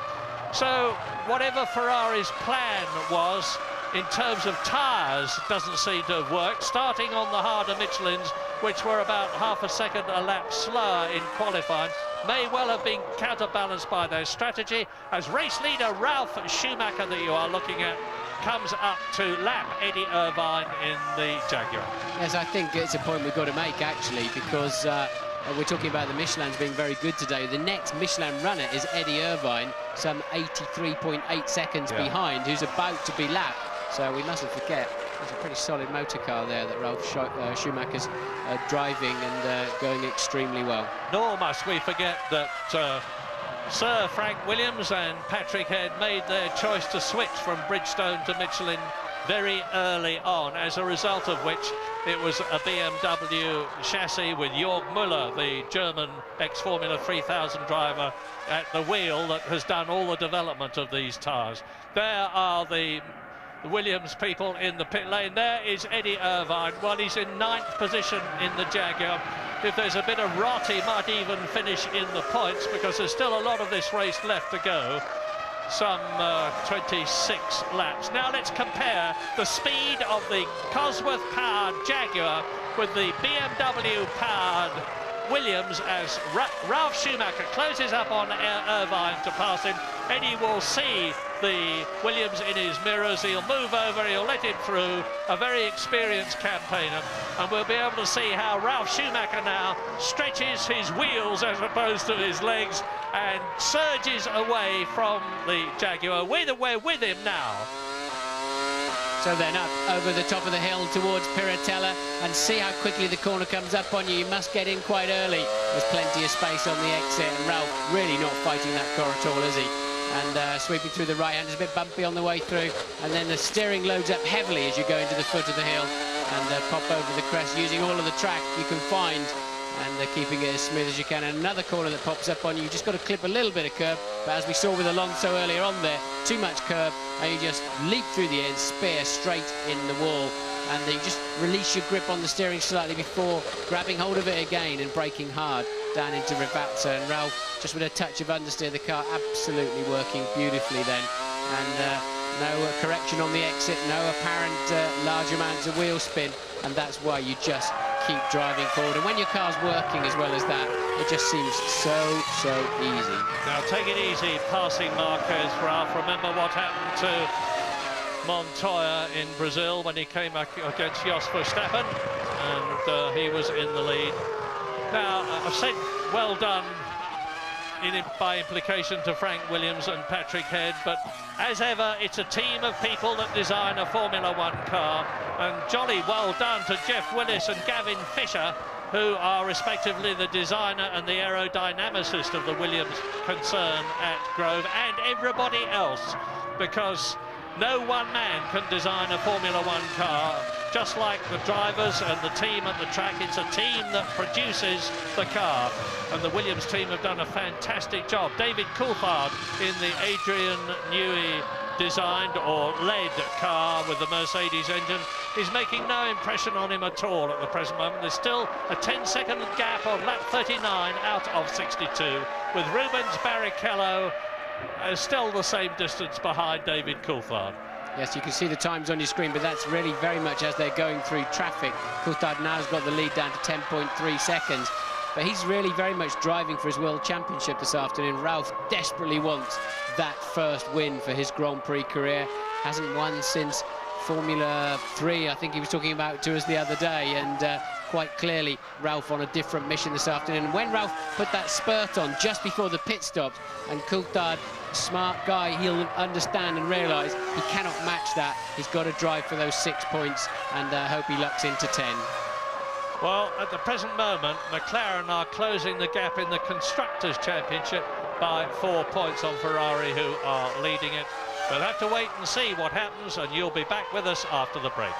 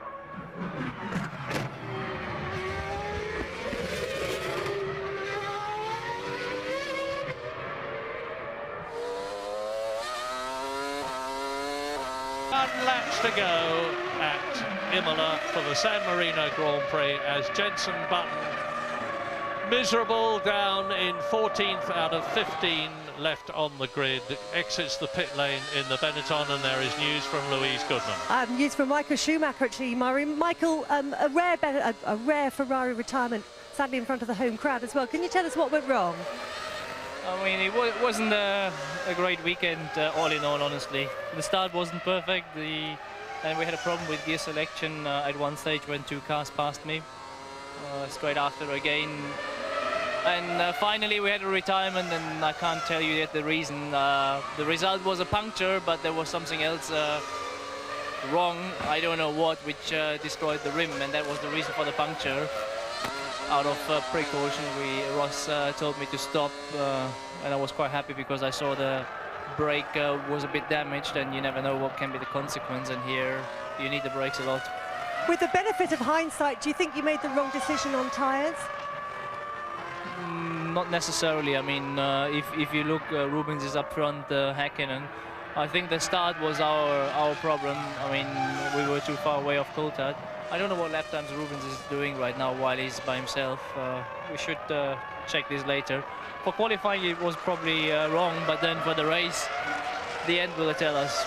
Lastly, a quick word about your brother leading this race. Yeah, I'm obviously very happy about that, and that's why I don't want to spend too much time. I want to watch and cross fingers for him. Thanks, Michael. OK, Michael, we can take a hint. Off you go to the pit lane to watch a little brother, Ralph, and they are very, very close to each other.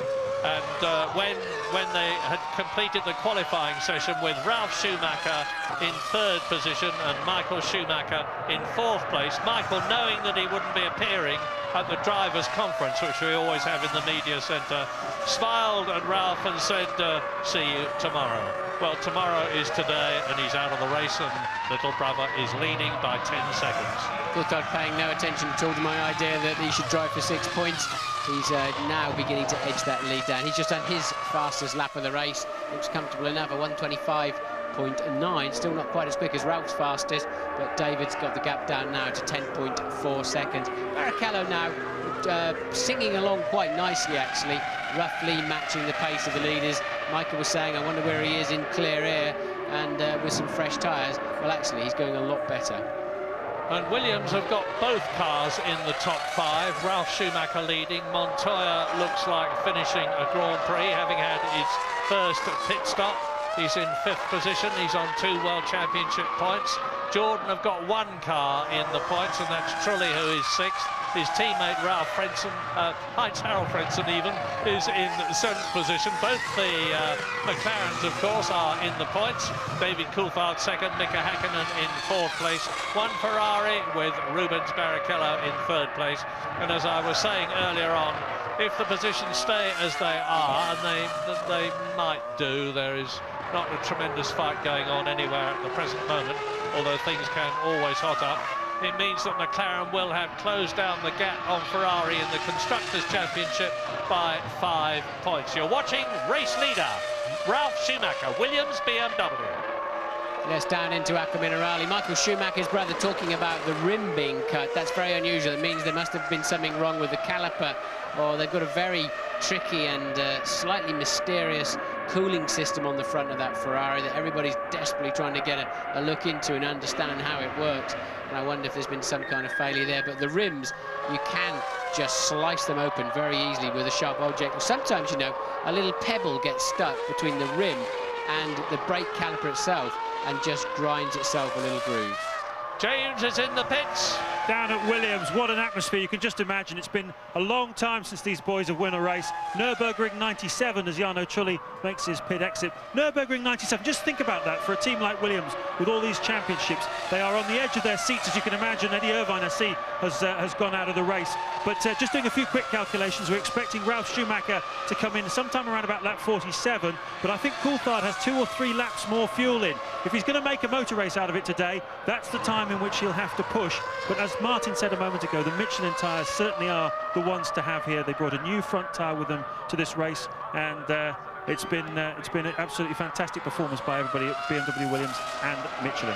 One part-worn Cosworth engine in the Jaguar. Bobby Rahal, the new Jaguar team boss, was saying before the race, well, at least we've got the Jaguar reliable. Now we've got to make it fast. It wasn't reliable, sadly, for him in this race. Eddie Irvine out of it with a blown motor, but his teammate Luciano Berti takes his place in 11th position, where on lap 45 David Coulthard is continuing to push, but the gap is still over 10 seconds as Sir Frank, quiet as usual there, and Louise has got news. I stood by with Jacques Villeneuve. Jacques, you look somewhat distressed by that retirement.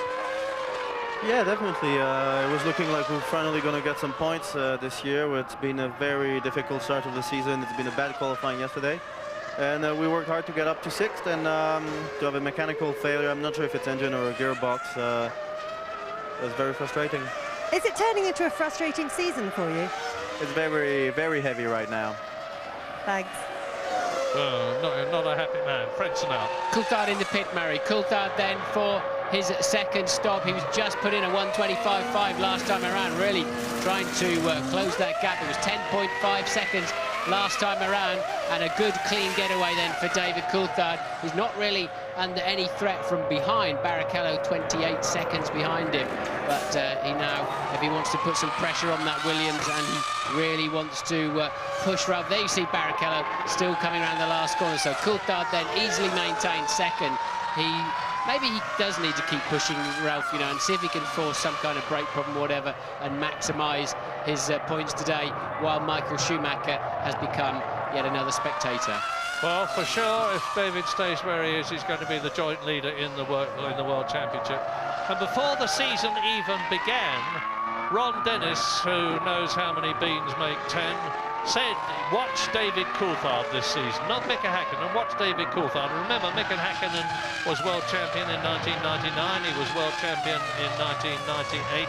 But Ron, the McLaren team boss, said, watch David Coulthard, and my goodness, he turned out to be right. That start with second place in Australia, then a third in Malaysia, then of course he won, and in comes Ralf Schumacher. Now let's compare his stop. We didn't really get a time on David Coulthard because the counter had gone berserk. Oh, that's not bad. That's not bad. I would reckon that I was in my mind saying that David Coulthard had done just under 9 seconds for his stop. So out goes Ralf Schumacher. Now, there was about a 10-second gap before either of them had come in, and certainly Ralf Schumacher is well on his way now. He's on his 47th lap in 62. He is still leading the race. Now, he's driven in an awful lot of races, but he's facing the prospect as in comes Mika Häkkinen from 4th position, and Ralf Schumacher is facing the prospect of winning his first Grand Prix. The pressure is on. It is, but he's driving brilliantly, isn't he? Look, I mean, Montoya on the same strategy now, who we're all raving about, is some 51.7 seconds behind Ralph. So that just, I think, tells you what a great job this man Ralf Schumacher has done this afternoon. I can't see, I mean, we think Coulthard's pit stop is about 0.2 faster, and it depends on the out and the in lap, so maybe the gap's going to be around 10 seconds again, and I really can't see where David's going to be able to pull 10 seconds out of Ralf Schumacher in the last 15 laps, and it's 10.065. Wasn't a bad guess. What will his mindset be, Martin? Might it be I'll settle for 6 points and not try to take 10 seconds lead out of a bloke who is absolutely flying? I just don't think he's got, you know, the car's so good that Ralph's got with him today. I can't see that David can pull 3/4 of a second per lap. Ferrari guys getting ready there for Barrichello, who changed the strategy halfway through the race to leapfrog Häkkinen. There's no way David can pull 3/4 of a second per lap out of this man without taking unnecessary risks. Well, we'll tell you, well, the gap now is 10.6 seconds, so as a result of the pit stops, or following the pit stops, he's further ahead slightly. Rubens Barrichello, on go the wheels, the lollipop man, whose job it is to lift that when everybody has done their job. And I remember Nigel Stepney, the top man at Ferrari on the pit crew last year, had Michael Schumacher drive out marginally too early, as a result of which Michael drove over his foot and broke his ankle. And there's Montoya with the fuel line stuck. They can't get it out. This is not the first time this has happened. Oh, he stalled it. He stalled it, Murray. He had he had a lot of revs on, and then the clutch seemed to be a long time engaging, and Montoya then with a dead engine. This has been a disastrous stop, and he was just heading towards some World Championship points, and surely it's all falling apart. Well, you saw his interview with Louise Goodman. See the rear wheel spinning. Hasn't got his foot on the brake, presumably. It's stuck in gear, Murray. He's got to hit the neutral button while the car is running. Oh, but there goes Trulli. Trulli's gained the place. Yeah, you've got to, the pressure decays so quickly. You've got to hit the neutral button with the car up in the air. Otherwise, there's no hydraulic pressure left in the system. The front brakes are on fire. That's not a major drama, providing he can get out quickly. Oh dear, Montoya, if there's any bad luck going, it's like Johnny Herbert used to be.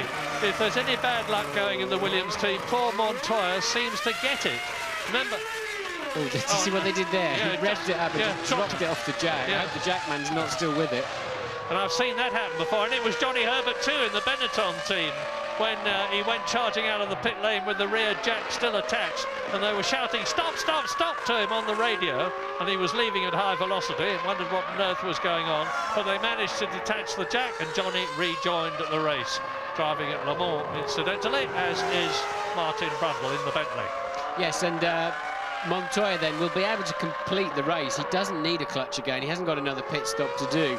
And usually they don't use the clutch on the upshifts or the downshifts. They give it all the mechanism gives it a quick slap, but the cars will change gear without. But he's got other problems. Look, that was Montoya cruising. So Montoya then with some other problems.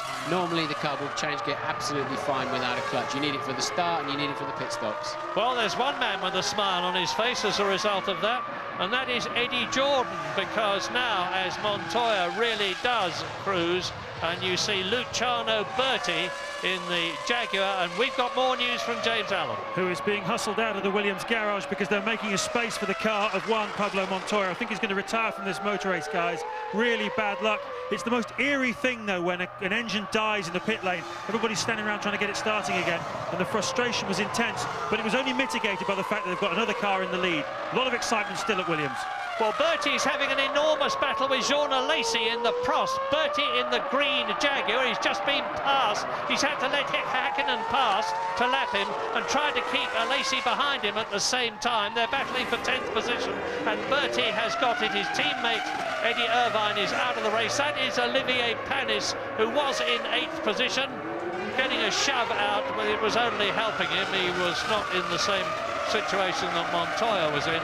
We're on lap 50, and as you watch the Bertie Alesi Jaguar Prost battle as they come up to go through, no, Panis keeps them back because he's fighting for position on the track. Lap 50, race order with 12 laps to go. Ralf Schumacher leads Coulthard by a comfortable 12 seconds and is lapping faster than the McLaren.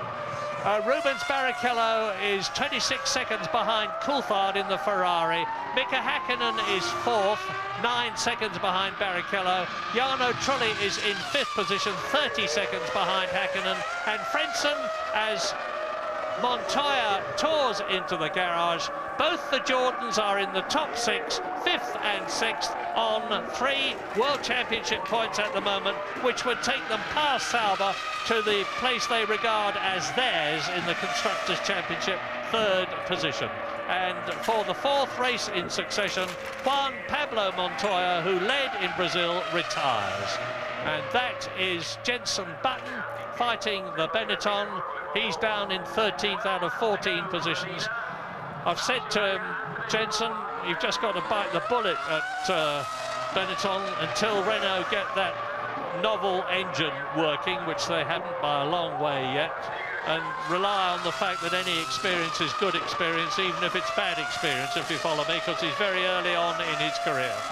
Yeah, that was a driving mistake. He took too much curb at the high chicane, but I think he's bored out there. The car's so slow. And really, there's not much inspiration when your car's not working, when your car's trying to throw you off the racetrack all afternoon. And this is a good scrap between Bertie and Alesi, but it's just for 9th place. Everybody up to 6th has been lapped by the flying Ralf Schumacher, the 6th position man being Heinz-Harald Frentzen, and here is Schumacher coming up to do just that. BMW power versus Honda power.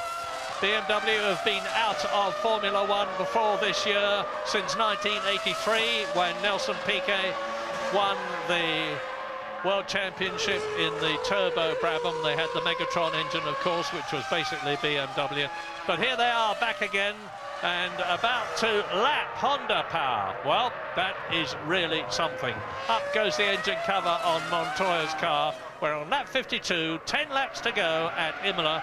This historic circuit which has seen so much incredible racing.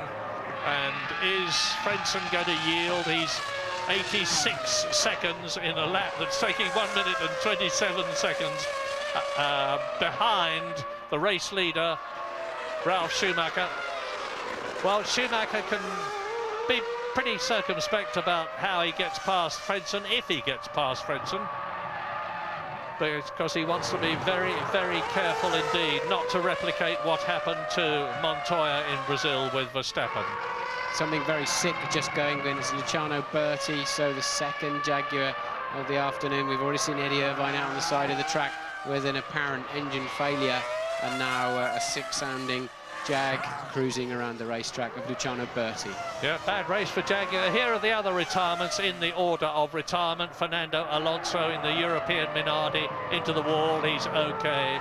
Jos Verstappen out in the arrows. Kimi Raikkonen went off in the Sauber. Michael Schumacher had the puncture and wheel collapse in the Ferrari. Mazzacane out in the Prost. Jacques Villeneuve blew an engine. Fisichella has retired in the Benetton. We've seen Eddie Irvine go out with a blown engine, and Berti is looking a bit sick at the moment. News from Louise Goodman. Yeah, standing here with Juan Pablo Montoya. Tell us about that pit stop. It all seemed to be going wrong for you. Yeah, I think, you know, up to then the race was going quite well. It's not the best race of the world, but, you know, we're going to score some points, and that was the idea, basically. And it's a bit sad because, you know, it seems that every race something breaks, and this time, you know, like 5 laps before the pit stop, I got an alarm of the clutch and came to the pits, and I couldn't engage any more gears or anything. You're obviously not the luckiest man in Formula One, but things are going better for your teammate at the moment. Yeah, I think for the team it's had a great boost. You know, I led last time, he's leading now, and it's only like 10 laps to go, so we'll see what happens. Well, Juan Pablo is very, very chipper indeed. He's a cheerful chap. He said he learned to be cheerful and phlegmatic in American racing, and he's certainly carrying it on here. You can carry on elsewhere, we'll carry on here, but we'll be back after the break soon.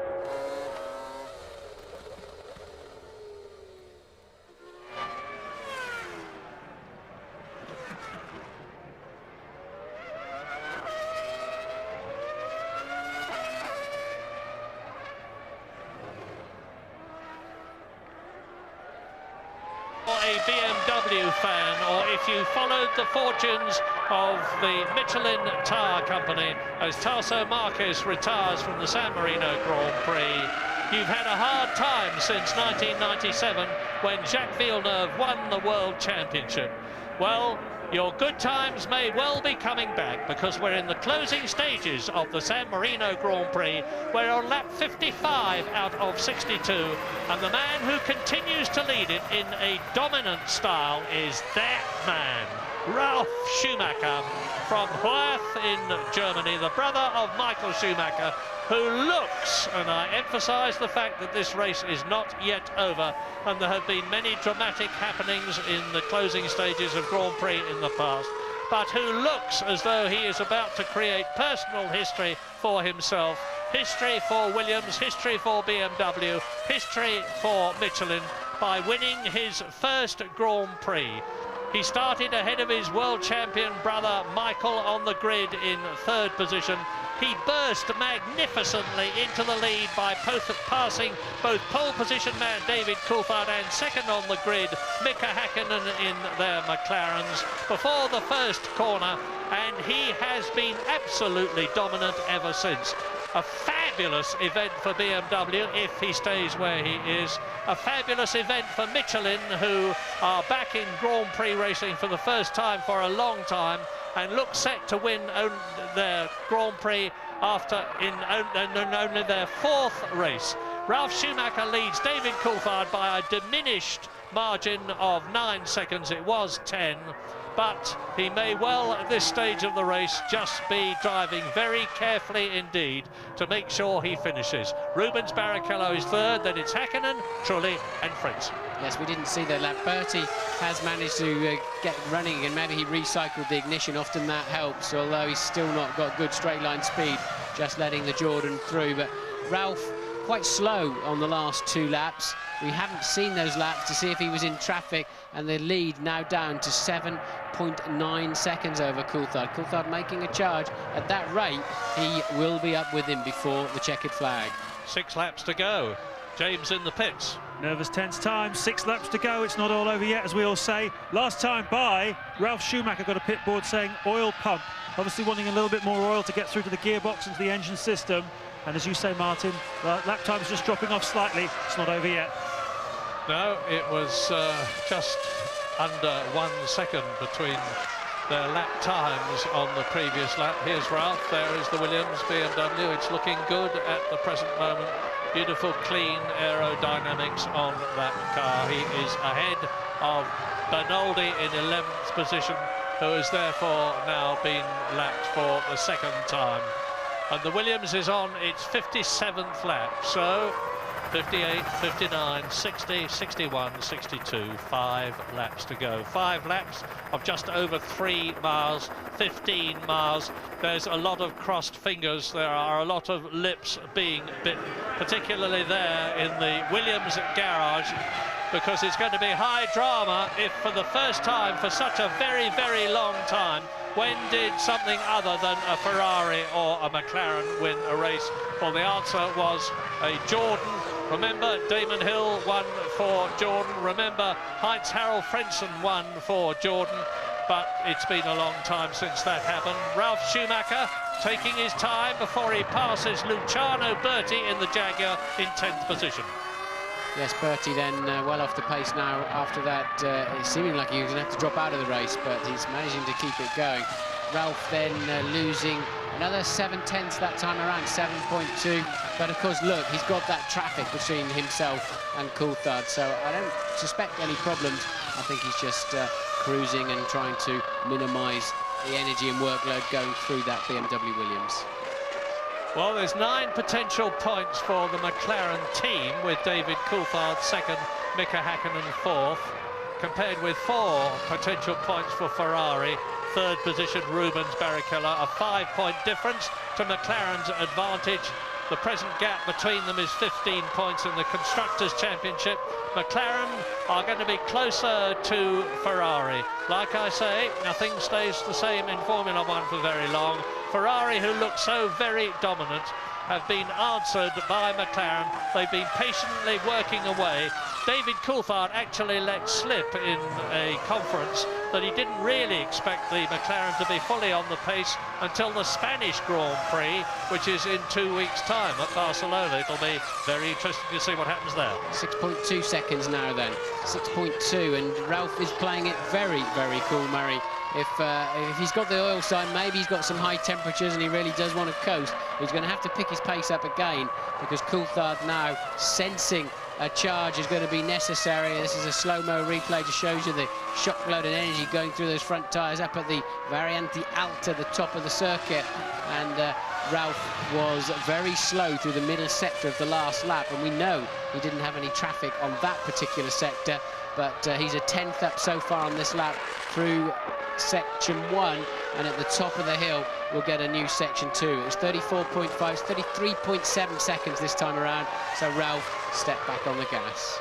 Yeah, meantime he's having to maintain his concentration on the 59th out of 62 laps with this glittering prize of his first ever Grand Prix victory dangling so temptingly in front of him. And he's maintaining the pace magnificently at the present moment. Now there is David Coulthard. You can see visually the gap between them on the track as we look down from the helicopter. In terms of time on the previous lap, it was 6.2 seconds. When Schumacher is going through now and David Coulthard is following him, 6.4 seconds is the gap. And there is a close-up slow-mo replay of the Williams BMW bouncing over the curbs. He is on his, just coming through now to complete his 60th lap as we look at David Coulthard. Rubens Barrichello is making no impression at all on Coulthard, and therefore Schumacher. Mika Häkkinen is still 4th, Jarno Trulli is still 5th, Frentzen is still 6th. The strangely detuned Heinz-Harald Frentzen, because he has been lapped. Now, Ralf Schumacher in the Williams BMW has lapped everybody up to Jarno Trulli in the Jordan Honda, who is in 5th position. Behind the top 6, it's Heidfeld in the Sauber as you watch Barrichello. Then it is Olivier Panis in the Sol BAR, 8th position. 9th is Jean Alesi in the Prost. Bernaldi in the Arrows has been lapped twice and is 10th. Luciano Berti, of course, has been lapped twice, 11th in the Jaguar. Jenson Button soldiering on. He's going to finish in 12th position if he stays where he is. 2 laps down in the Benetton Renault, which becomes a Renault next year. And the retirements, with the most recent one first, are Tasso Marquez in the Minardi, Montoya in the Williams, Irvine in the Jaguar, Fisichella in the Benetton, Villeneuve in the BAR, Mazzacani in the Prost, Michael Schumacher out in the Ferrari, Kimi Raikkonen in the Sauber, Jos Verstappen in the Arrows, Fernando Alonso in the Minardi. So Ferrari have got 1 car in the point scoring positions, the top 6. Williams have got 1 car, McLaren have got 2, and Jordan have got 2. And now the race leader, Ralf Schumacher, is on his 61st lap as Barrichello goes through, followed by Mika Häkkinen. The gap between them is 3.7 seconds. And unless something very dramatic indeed happens on this lap or the next one, it looks as though the race is set. I've said that before, only for things to change. Yeah, so Ferrari played a smart move, didn't they? Realising that they'd gone wrong with the hard tyre one-stopper. They changed Barrichello's strategy, made him put a sprint on in the middle of the race, short-filled him, got track position, and now you see the result of that. He's managed to stay ahead of Häkkinen, and currently he's on target for his 2nd podium of the year. This man, Ralf Schumacher, has not yet been on the podium this year, and of course has never yet won a Grand Prix. So, final lap then, Murray. Yeah, there's just 3 laps now, 3 miles now between completing the lap and his first victory for Ralf Schumacher, who will thoroughly have deserved it. I told you he'd been 14 years in karts, and then he went up to Formula 3, Like his brother, he won at Macau. I was there when Michael Schumacher beat Mika Häkkinen so historically at Macau, and then his brother did the same thing. He shone at Monaco in Formula 3, won the Japanese championship in Formula 3000, did his apprenticeship there, and then drove for Jordan.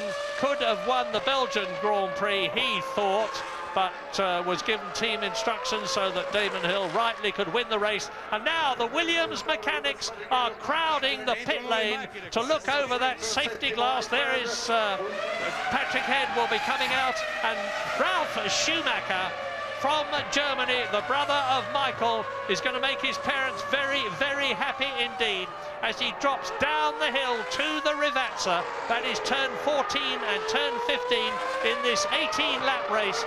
This is an historic victory for Ralf Schumacher. His first. Williams are back.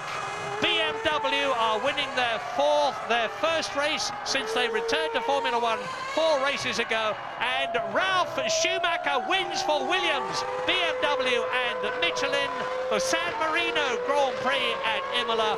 He richly deserved it.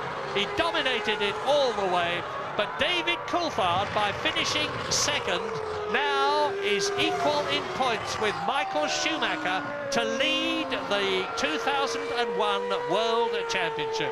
There is a long, long way to go. This is only the 4th of 17 races, and this season is just going to go on getting better and better, with not just Ferrari and McLaren dominating things, but with Williams up there too, as Barrichello finishes 3rd, Häkkinen finishes 4th.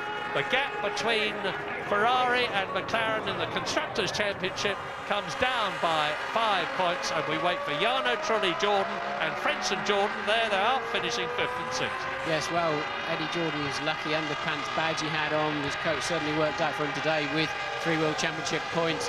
Driver of the day, clearly Ralf Schumacher, brilliant start and dominated the race. Only David Coulthard was anywhere near his zone. The two of them in a class of their own this afternoon. Lacklustre drives, really, from Barrichello and Häkkinen and Schumacher while he was on the track. It just wasn't working out for them. And then the rest of the place is filled as much by unreliability as anything else. But good to see the Jordans up there in the top 6. Louise. With the victor, Frank Williams. Frank, is it good to be back? It's very good, actually. Everyone deserves this. They all worked hard as everybody else does. And Ralf triumphed magnificently today. He had it well under control all of the time. It was a stunning performance from Ralf, wasn't it? He's a winner. He's obviously reached the ranks of winners. And I think he'll make his own mark throughout the year. What does this mean to the team? Because you've waited a while for it, haven't you? Well, it means maybe we finally crossed the desert and got to the other end. In fact, I would say that definitely. The car is very competitive, BMW. And Michelin, a great job in their own departments, quite remarkable. Well done, Frank. Well, two brothers have never both won Grand Prix in the past. The Schumachers have made history now. There's a very happy BMW competitions director, ex-racing driver Gerhard Berger, talking to technical director at Williams, Patrick Head. I say again, congratulations to everybody at Grove at Williams who have backed up the team here so magnificently, with the news that Michael Schumacher and David Coulthard now jointly lead the World Championship ahead of Rubens Barrichello, who's 12 points behind them. Ralf Schumacher moves up to 3rd position in the Drivers' Champ, 4th position with 12 points, only 2 behind Rubens Barrichello. And Heidfeld is 5th, and Heinz-Harald Frentzen is in 6th position. Well done, Ralphie. Well done, Ralphie. Yeah, it's good for Sir Frank Williams, isn't it, Patrick Head? Gerhard Berger, you know, remember he went to Le Mans first with BMW as competitions director, won the Le Mans 24 hours, now coming into Formula 1, and Gerhard's really making his mark in a different sphere of Formula 1. 10 times a Grand Prix winner too, as a driver, of course. Yeah, look at that blue M at the top. M stands for Michelin, B stands for Bridgestone, and Michelin finished 1st and 9th with Jean Alesi, who finally got the Prost home. And so there's a lot of encouragement, not just for BMW on their return to Grand Prix racing, but for Michelin as well, and of course for Williams. Well, Ralf Schumacher can rightly go home to his Monaco apartment. He'll be testing, they'll be testing probably tomorrow, These teams never rest. They go straight from a Grand Prix to another circuit to test for the next race. Well, the next race is at Barcelona in Spain in 2 weeks' time on April the 29th. As Herbie Blash there just has a quick word with Rubens Barrichello. And we can expect now to have a three-way battle for victory at every Grand Prix this year. I would like to say a four-way battle in the hope that Jordan and or BAR would close up, but the gap at the present moment does seem to be too much for both of them. Williams have done an absolutely brilliant job, and it's going to be three at the top now as we wait for the victorious to appear on the podium. And Ferrari now lead the Constructors' Championship still, but by a diminished margin of 10 points. McLaren are 10 points behind them. Williams are in third position.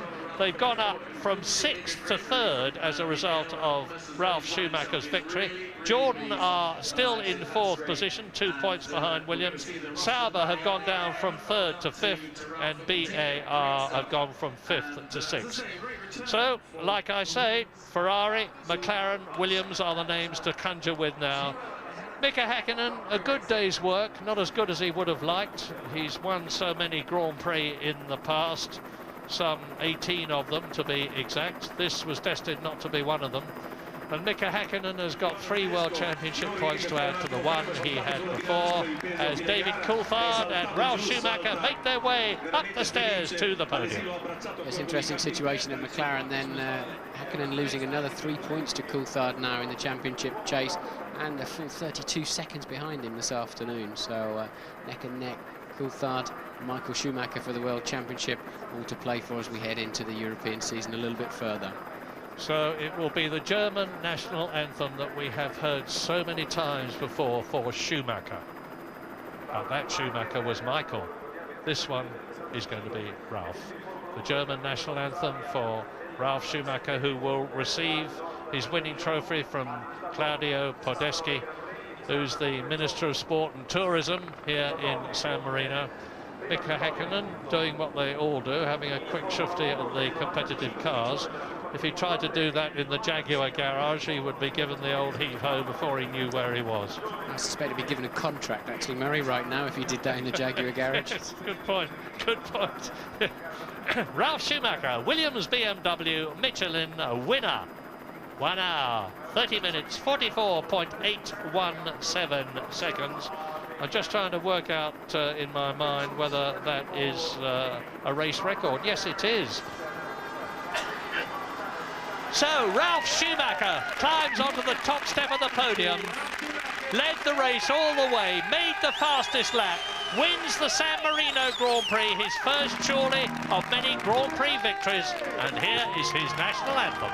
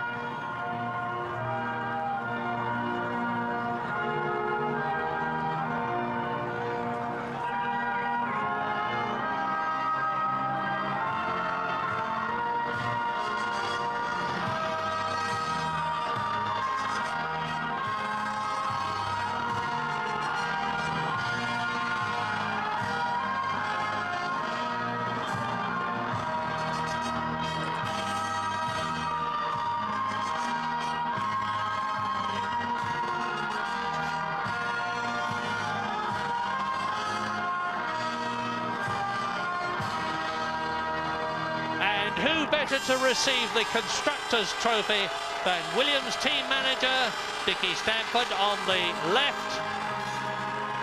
And it is the British national anthem for Williams.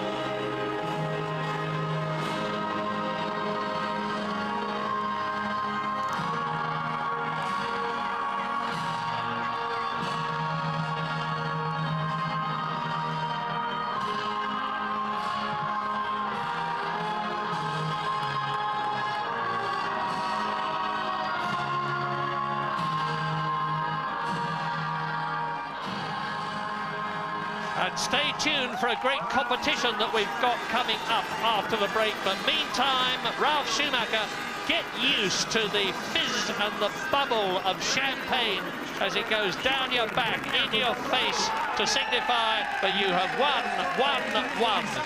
It's got a great feeling, and he's going to feel it again. Ralf Schumacher wins his 70th Grand Prix then of his career, the 104th career win for the Williams team.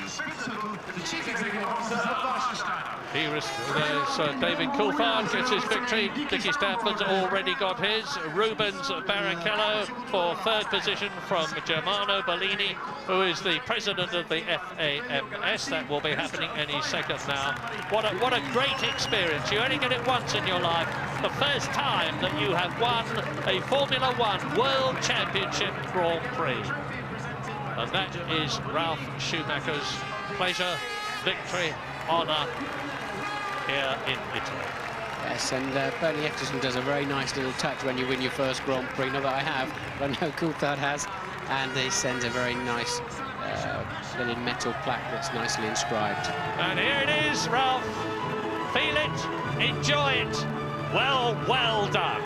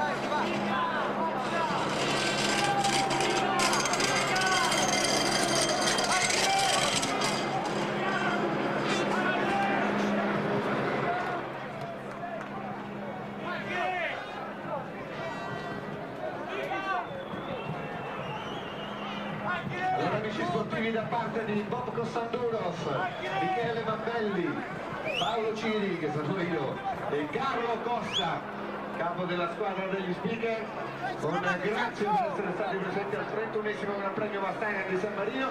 E vi ripeto ancora, mi raccomando, non buttate il biglietto, vi darà diritto il 30 settembre, in occasione del mondiale Superbike qui a Imola, allo sconto Formula 1 Superbike per 2. Presentando il biglietto odierno riceverete un... And Rubens Barrichello, third for Ferrari. Ralf, you spent a lot of years watching Michael Schumacher, your brother, clock up over 40 Grand Prix wins, and now you've done it yourself. Talk us through the start. Last year you got on the grass at the start, this year the same again. Yeah, it was the same situation, but this year I was a bit further, and luckily David gave me the space. And yeah, I think it was a clean start. Beside that, you know, from there on I was in front. I couldn't even believe it, to be honest. Then pull the gap out. Then after a few laps I thought he was going to go a bit quicker, so I had to push again because I had to watch after my brakes a bit. And from there on it was a pretty long race, I must say. I mean, you know, it took ages, to be honest. But notably, you led every single lap of the race. David was about 3 seconds behind when you came in for your first pit stop. But I noticed after that pit stop and after your second, you were very quick straight out of the pits. Did your tyres heat up super fast? You were very competitive. Yeah, I mean, as we saw in previous races, we just were caught out by a bit of bad luck, really. I mean, the Michelin is a great tyre, and especially in race conditions, is doing a great job, and we saw that today. I mean, everything went perfect. The car setting was great, and the engine, obviously. quickly. So that's why we have the result. Thank you very much, Ralph. David, could I have your version of the start? Because you were on pole position, but Ralph came through from 3rd place, and then he seemed to open out a little bit of a gap on you before you started stabilising it. Yeah, no, I moved a little bit just before the start and had to stop the car, and then that's when the lights changed, so I then got too much wheel spin. And to be honest, I thought that I was going to be swamped at the start, but I presume Mika must have made a bad start as well, and then I sort of sensed Ralph was on the inside, and I was getting ready to move that way. And then obviously I had to move to make sure that there was enough space for us all. And then I was interested to know just how quick he would be in the race. And obviously, to my great disappointment, I found out he was quicker than I was. So, congratulations to Ralph on his first victory, and to Williams BMW. We mentioned how Ralph seemed very quick after his pit stops, but your second set of tyres, they didn't seem to be, from the outside, as competitive as your first and third sets of tyres. Is that correct? I had a little bit of inconsistency set to set, which made it difficult for me to be really pushing the whole race. So I'd say that in actual fact this is probably the most difficult Grand Prix I've had this season in terms of balance. But if you can still pick up 6 points in those situations, then it all helps for the championship. Absolutely. Thank you very much, David. Rubens, mixed starts from Ralph and David, but yours seemed to be very slow away. Were you carrying a lot of fuel because you then ran on for 30 laps, fully half of the race? Well, I think we had a great strategy, to be honest with you. I had a slow start. I had too much wheel spin. I could follow everyone. I didn't know how many times they would stop, and I was just trying to. I mean, Imola is very, very difficult to do that. I was losing time behind Mika, and luckily I had 3 more laps when he came into the pit, so I could go fast, and and then my race was decided there. It was a great race for me because I started from so far back. It was good to come up, do some quick laps, and finish on the podium. Now, in the very early laps, Michael appeared to make a mistake, and you moved past him. I don't know if he had a problem, but then later in the race, obviously Michael came in. Was it relayed to you what the problem was with his car, and did you start thinking it could happen to yours as well? I didn't know what was going on with Michael. I saw that he had a problem with the balance, and probably he wasn't very good on braking. So when I saw him going wide, I took my chance, and I saw that I was quite fast. I was quite happy with the balance of the car throughout the weekend. I think it got us by surprise, the traffic in qualify, and the start, falling back to 8th place. Otherwise, I think we could have fought for with the big guys. Thanks very much, Rubens. Back to you, Ralph. Is this the start of something big for Williams, BMW, and Michelin? 3 marked companies that are getting back onto the big stage. Well, I mean, it might be a bit early, but we have been pretty strong the whole season. Obviously, have been caught out by some bad luck till now. But I think we have to keep on working. We have a great package together. We just need to improve it bit by bit, and it might be possible. We'll see. We try our best. Thank you very much, Ralph. Now, Rubens and first Ralph in your own languages, please. Ja, misschien wel het begin van iets moois voor Williams, Michelin en voor BMW. Een super trio met een goede rijder, Ralf Schumacher, die hier vandaag zijn eerste Grand Prix won. En dat had te danken aan een goede start. Hij had het geluk dat David Coulthard niet helemaal goed weg was en een klein gaatje liet en hem er voorbij liet. En zo kon Ralf Schumacher de leiding nemen en die niet meer afstaan. David Coulthard vertrok van pole position. De wagen bewoog heel even voor de start, moest hem weer stilzetten. Kon toen pas weg, slechte start. Ja, toen moest hij Ralf Schumacher dus wel voorbij laten. En hij dacht bij zichzelf, nou, ik moet het maar eens zien hoe snel die Ralf Schumacher in de race is. Ja, dat had hij beter niet kunnen denken, want hij heeft hem nooit meer teruggezien, Ralf Schumacher. Coulthard blij met zijn 6 WK-punten, belangrijk voor de strijd in de wereldtitel. Rubens Barrichello vond zelf dat hij een goede race heeft gereden. Viel terug naar de 8e plaats, had een slechte start. En werd uiteindelijk toch nog derde, omdat hij 3 rondjes langer door kon rijden naar de pitstop van Mika Häkkinen en daar het verschil kon maken. Dus alom toch tevredenheid bij Rubens Barrichello. Goed, Tommy, de eerste zege voor een man tegen wie jij hebt gereden, Ralf Schumacher. Dus ja, voor jou een mooie dag. Ja, absoluut. Het was mijn eigen teamgenootje en ik heb toch een jaar lang met hem van hotel naar hotel en van circuit naar circuit gereisd. En verder? Ja, we hebben ook veel gekke dingen natuurlijk gedaan, maar dat zijn dingen die houden we voor onszelf. Oké. Nee, ik vind het grandioos. Ik feliciteer hem hiermee en ik zal hem zeker nog wel eventjes een telegram of een telefoontje eraan wagen. prima. En dan gaan we dus over 2 weken naar Spanje, naar Barcelona. Dat is dan de 5e race in het wereldkampioenschap. Hier nog even de uitslag van de 4e. En wat staat het daar dan mooi bovenaan. Voor het eerst in de geschiedenis van de Formule 1. Ralf Schumacher. Niet Michael Schumacher, nee, die andere. En volgens mij is het nog nooit voorgekomen dat 2 broers in de Formule 1 allebei een Grand Prix hebben gewonnen. Coulthard op de 2e plek. Barrichello dus 3e. Hakkinen toch nog 3 WK-punten voor hem. Maar die is nog toch wel duidelijk nu in de schaduw van David Coulthard beland. Hij moet de rol van tweede rijder gaan spelen de rest van het seizoen. En dan nog de 2 Jordans op de 5e en de 6e plaats. En Bernoldi met finish en ja, Verstappen moest uithuilen, Tom. Ja, helaas. Heel jammer, heel jammer. Hopen dat het in Barcelona een stuk beter gaat. Heeft Eros in ieder geval vorig jaar best wel laten zien dat ze er hele snelle rondetijden hebben kunnen rijden. Ik ben benieuwd hoe zij de traction controle voor elkaar hebben. Ik zou heel graag onze Nederlander weer eventjes vooraan willen zien rijden. Is goed voor het enthousiasme. Ja, want zo begon het seizoen wel in Australië. En met name in Maleisië, die goede race van Jos Verstappen. Het zonnetje stond hoog aan de hemel in Imola. Dat was gisteren wel anders. De temperaturen waren aangenaam. Oké, hier en daar nog een bodywarmer. Maar kijk, bij Eddie Jordan kon de jas al uit. En het overhemdje met de korte mouwen kwam tevoorschijn. David Coulthard, de man op pole position. De uitgangspositie voor een goede prestatie. Michael Schumacher moest vanaf de 2e rij vertrekken. En let op de start van Ralf Schumacher. Die is heel goed. Heeft daar een gaatje aan de binnenkant. Eventjes door het gras en op die witte rand. En dan heeft hij de leiding te pakken. En dan pakt Jarno Trulli ook nog Mika Hakkinen. Balende gezichten bij McLaren en tevredenheid bij Williams. Dan gaat het al gauw in de race mis met Michael Schumacher. Problemen met het schakelen. En dan valt hij terug.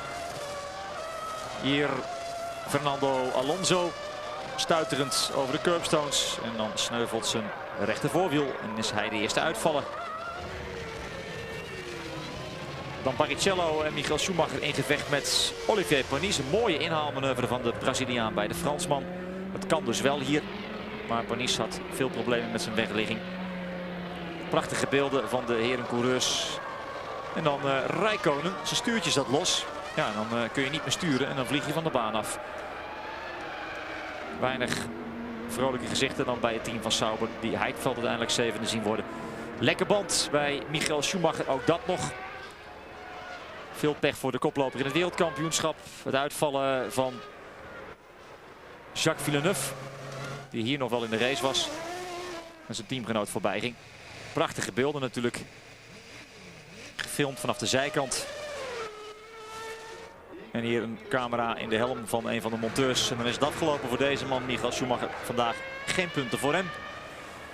Maar dan heeft hij nog wel zijn jongere broertje in de strijd. Even de touché bij Montoya. Zoals Tom Coronel al zei, van volgens mij hebben ze elkaar geraakt. Nou, dat was het bewijs. Ja, je moet maar durven. En Montoya durfde het. De uitvallen van Gaston Mazzacane. En dan sneuvelt hier de motor van Jacques Villeneuve. Volgende uitvallen, Giancarlo Fisichella. Mika Hakkinen koerst af op de 4e plaats. Liet zich aftroeven door een latere pitstop van Rubens Barrichello. Dan Eddie Irvine, ook hij haalt de finish niet. En ook daar moet de brandblusser eraan te pas komen. Montoya wil dan wegrijden en dan slaat de motor af. Probleem bij de Colombiaan, die zegt nee, het lukt niet. Kan uiteindelijk dan toch nog weg. Maar een ronde later is hij opnieuw binnen. Dan is het toch eventjes schrikken geblazen bij Williams. En wordt Ralf Schumacher geadviseerd om op zijn tellen te passen middels het bord. En dan is het spanning alom in de pits van Williams. Haalt hij het wel of haalt hij het niet? Tazo Marquez in ieder geval niet. Coulthard, ja, hij probeerde het wel, maar kwam niet meer in de buurt van Ralf Schumacher. Dansend over de curbstones haalt hij in Imola zijn eerste zege in zijn Formule 1 loopbaan binnen. Prachtige overwinning voor de broer van, die we voortaan maar niet meer zo zullen noemen. Maar gewoon Ralf Schumacher. Staat op eigen benen en heeft zijn eerste overwinning te pakken. Dus wordt er flink geknuffeld bij het team van Williams. En daar is de oudste van de 2 Schumachers, Michael, om zijn jongere broer te feliciteren. De handen omhoog op het erepodium. Hij heeft hem te pakken. Wat een mooi moment in de loopbaan van Ralf Schumacher. En dan smaakt de champagne heel goed. De man van de dag, de terechte winnaar. We kunnen niet anders concluderen. Ralf Schumacher. En wat een vreugde ook bij Williams. Eindelijk weer eens een overwinning voor de Engelse renstal. Het was al lang geleden. Luxemburg 97. Tifosi gaan naar huis. Wij hebben een leuke race gezien. Nog een keer de stand in het wereldkampioenschap. 2 man samen aan de leiding. Michael Schumacher en David Coulthard. Dat belooft dus nog wat voor de rest van het seizoen. Over 2 weken zien we elkaar terug. Tot dan. Dag.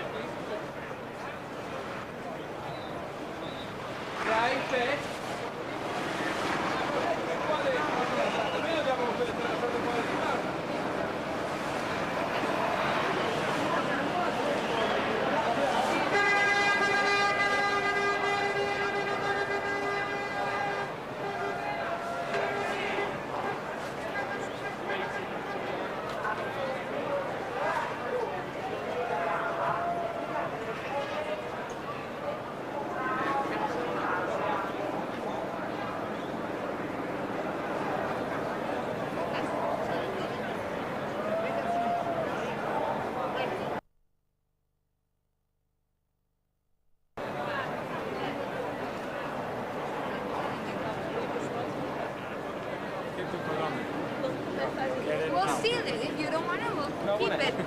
So, give it to me. You're in charge. 2 passes. I won't be feeling the guy.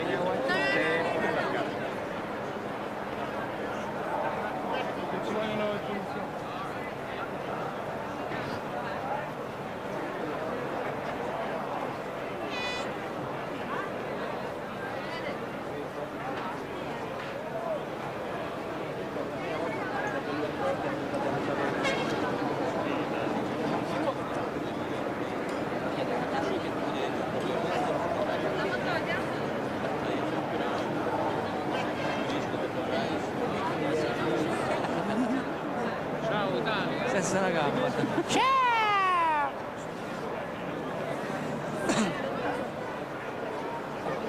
Come ci scusa bene? Forse si prende.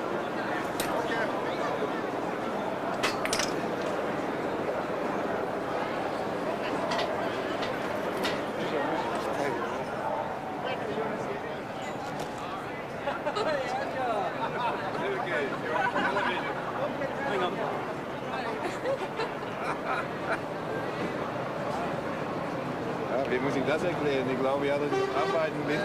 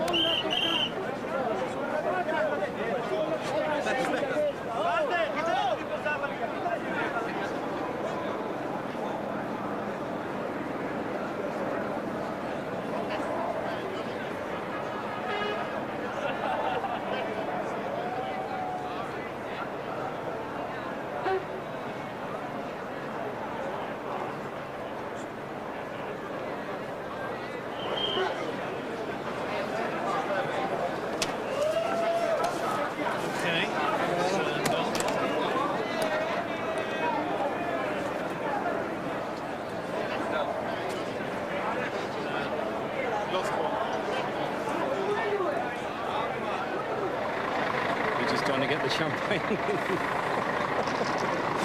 Oh dear. Has to be happy now. Yeah, very much so, yeah. Yes. How does it feel?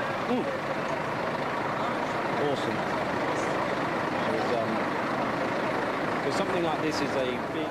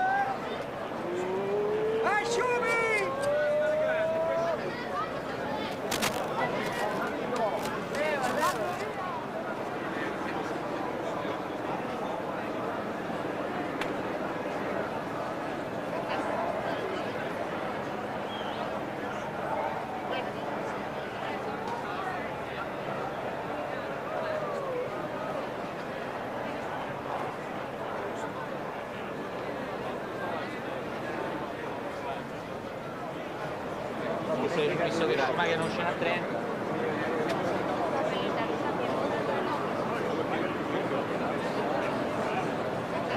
Senti, ma facciamo una cosa, allora io quando sei prima della serata, io sento Frank, così era il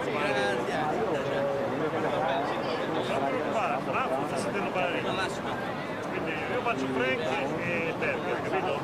Il resto di Williams sono che fare.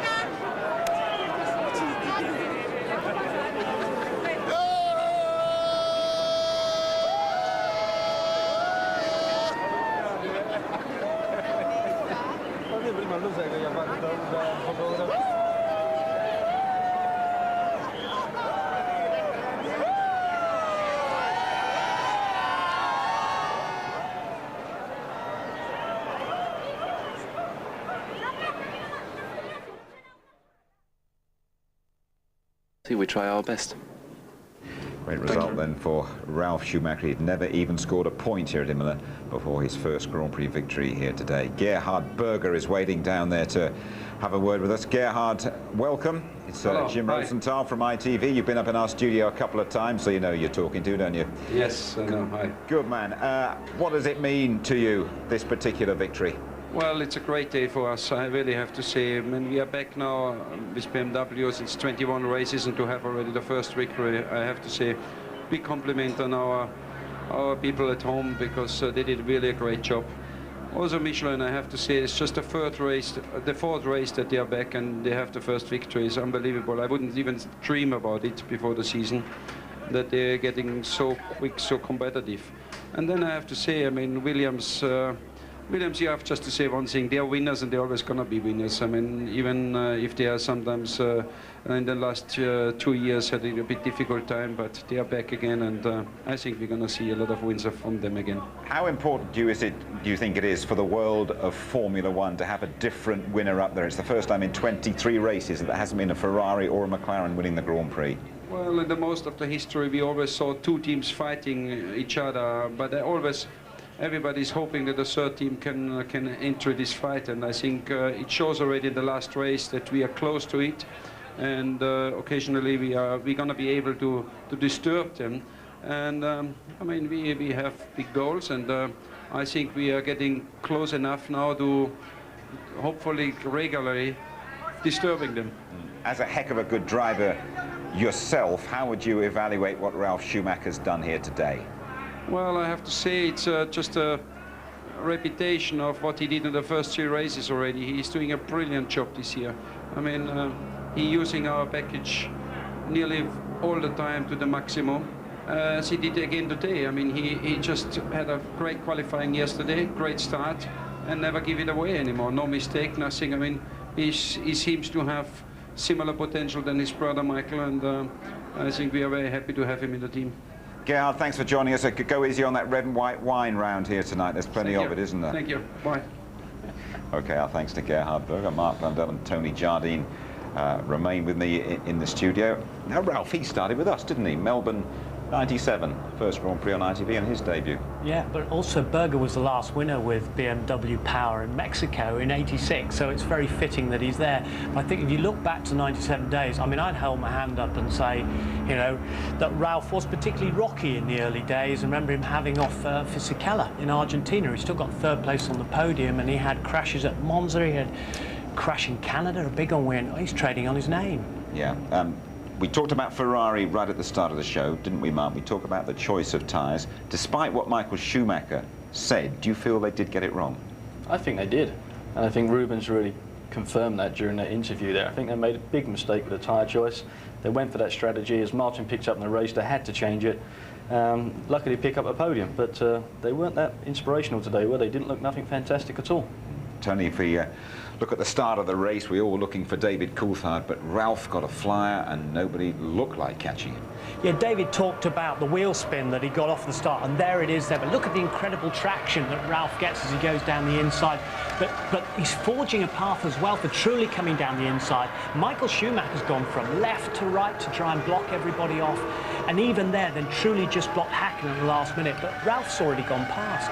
And David Coulthard, who was quite surprised by it, but you look at this, look at the wheel spinning, look at the smoke coming off the rear tyres there of the McLaren. White line, bit of grass, Ralf goes through. Now look at the squeeze there, up on Trulli as he tries to go through and gets through into that 3rd place as well. Superb start from the Italian in the Jordan. How's David Coulthard going to feel when he looks at that start on video? Small error. I think, yeah, he made a little bit of a misjudgment there with the lights, but, you know, he got away from it, a little bit too much wheel spin. But listen, he's going home tonight, jointly leading the World Championship, and that's a big thing. As Tony's saying there, for a long time, people said, well, Ralph is only in Grand Prix racing because his surname is Schumacher. I think he's laid that one to rest today. We've got some lovely in-car stuff of him, because once he was away, he drove a very mature race indeed from the front, didn't he? Fantastic race. I mean, his work effort inside the car, look at it, look, it's just very smooth. Not really even any sweat on the guy when we saw him in the conference there with the press, but he has come out of his brother's shadow. Ralf Schumacher can now stand up on his own 2 feet and say, I am a Grand Prix winner, and psychologically this guy is going to move on. And a great situation there for BMW, Williams and Michelin. You know, we want to see more of this in Formula One. Are you a bit surprised about that particular package, that they've become winners so quickly? I'm very surprised and incredibly impressed. I mean, I think a lot of people down the pit lane were thinking that it was all going to come together, but only the 4th race into this season, and Michelin have done something with their tyres. BMW have only been around a season or so. Williams are back. We know the strengths of them, but years gone by. But you know, it is impressive to see these guys already winning the Grand Prix this early on in the season. As we said, the turnout here wasn't quite as big as expected. They were all looking, though, towards Michael Schumacher, but it was never really going to be his day, was it? He just didn't look that good this weekend. I mean, we saw it in Brazil even. You know, he got done a couple of times on the racetrack, overtaken, and I think Tony would agree. I mean, the guy just didn't look that impressive, did he? Well, and also got this mystery, haven't we, from Brazil? What went wrong? What's happening with the car? At one point, Schumacher radioed into Ross and said, have you put my tyres on the wrong way around? We never had an explanation for that. We will hopefully get an explanation why they went on the wooden tyres and the others went on the normal rubber ones, but it's strange. And, you know, all the Italians here, imagine the press tomorrow at Gazzetta dello Sport. There's going to be huge inquests. OK, we will take a closer look at what happened to Michael Schumacher at the San Marino Grand Prix in a couple of minutes' time. There's also a terrific competition still to come for you.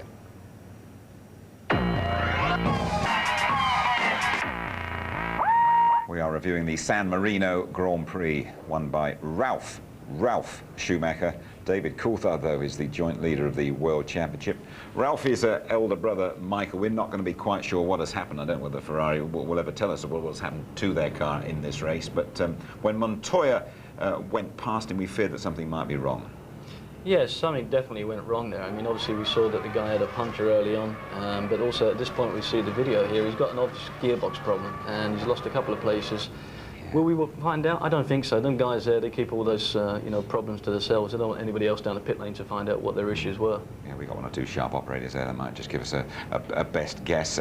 He came in, Michael Schumacher, went back out again, but well, thousands of the Tifosi headed for the hills when he pulled out of the race. Yeah, very unfortunate, really. I mean, yeah, the crowd did dwindle once Michael went out of the race, but something obviously up. You know, the puncture early on, then back out again. Didn't like the way the car felt. Yeah, he did say that maybe he saw something wrong with the brakes, and the end of his day. But you know, a great shame to see the Ferrari out, but you know, also good for Michael, for David Coulthard. I mean, good for him. I mean, more strength and more points. Absolutely. Terrific day for Williams as far as Ralf Schumacher is concerned. Juan Pablo Montoya gave us, once again, lots of thrills, but ended up with nothing. He's still got a long way to go, and he's not having the luck running with him. But and I know Mark has raced him in the States and seen him firsthand, this incredible car control. But what we love about him is his controlled aggression, the way he can force his way past. Here, they've come out after the pit stop.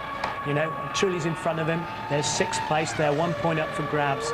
Goes all the way through and then into the Tamburello. Look, gets inside him here, sticks it all the way out and gets through. I mean, it's a joy to watch. And for those people who say there's no overtaking in Formula One, with the new aerodynamic rules, you can get much closer up behind the guy's rear wings. Not quite as much dirty air. Wouldn't bother him anyway, would it? Dirty air, he'd just go for it anyway. We spoke about his lack of experience at pit stops before the race. Well, he negotiated one OK, and although he might have been having problems with the clutch or something like that, the second one was curtains for him.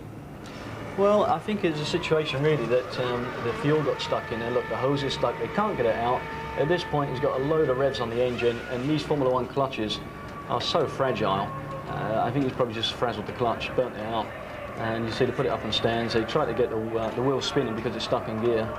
And actually, something a little bit crazy. I thought they dropped him off the stands and he shot off with the wheel spinning, and very lucky he didn't take a few guys with him. But obviously done a lot of damage and had to pull out the race. But you know, not his problem there. Unfortunate circumstances. You're still confident that Juan Pablo's going to deliver for us, are you? I've still got my bet on down at the bookies, yeah, so don't worry. They got a few pizza parlours around here, haven't they? Lots of fires and things like that. And Imola, as always, gave us one or two spectacular blowouts, didn't they? Yeah, it's strange as well because, as Mark was saying earlier on, you got the real, that was Mazzucati going, that was the Ferrari engine, that was a big one. Then we had Villeneuve as well with the Honda engine. And then Irvan, which is even worse because he's saying, look, good old reliable R2, that'll get us home, and reliability will go for it. And they used the development of the Cosworth engine in qualifying yesterday. It's very rare to see flames coming out of the Jaguar like that. OK, Jenson Button got round OK, didn't he, Mark? And again, he'll take a deep breath. Well, he had a tough old time here last year, was beaten by the curbs, but he's nowhere near competing at the sharp end of races these days. No, but listen, he's got a little skirmish there for the chicane, but this is not his problem. It's like horse racing, you know, best jockey in the world and an old nag, never going to win. And, you know, we've got to analyse it like that. The Benetton is not where it should be. Jenson, don't give up. He's got the talent, that kid.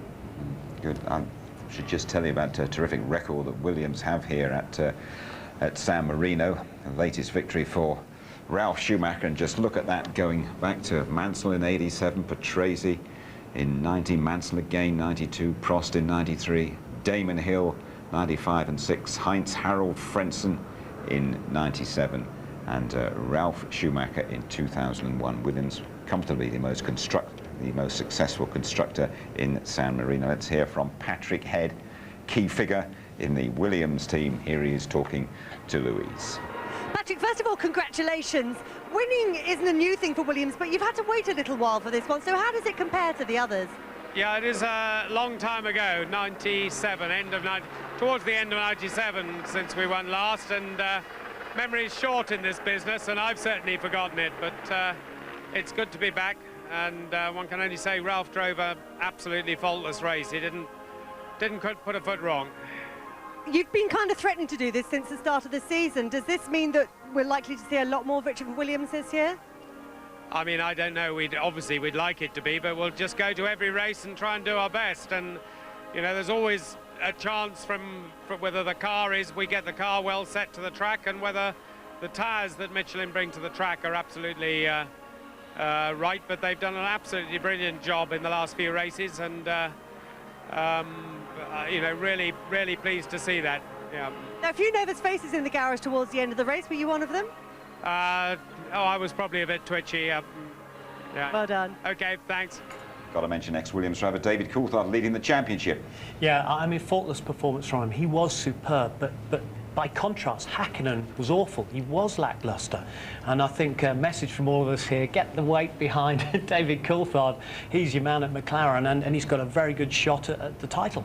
OK, let me just check the drivers' standings for you. 4 races gone, 26 apiece. Michael Schumacher and David Coulthard, Rubens Barrichello in 3rd place, but only just after 10 points for Ralf Schumacher, Nick Heidfeld, 7 for Sauber, and Heinz Harald Frentzen, 6 for Jordan. And the constructors, Ferrari, a 10-point lead over McLaren, Mercedes, Williams in 3rd place, Jordan 4th, Sauber and BAR Honda. OK, now your competition. If you like your football, you fancy a trip to Milan and Monaco, here you go. It's a once-in-a-lifetime chance to attend 2 of the world's greatest sporting events. The UEFA Champions League final, then the Monaco Grand Prix. It all starts on the 23rd of May with the climax of the European season at Milan's San Siro Stadium. Then on to Monte Carlo for the weekend with full hospitality for qualifying and the race.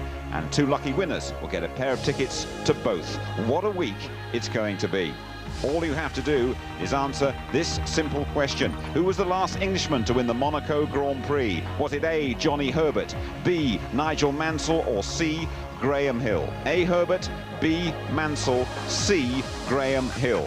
The number to call, 09065 811 811. 09065 811 811. We'll repeat the question at the Spanish Grand Prix in a couple of weeks' time.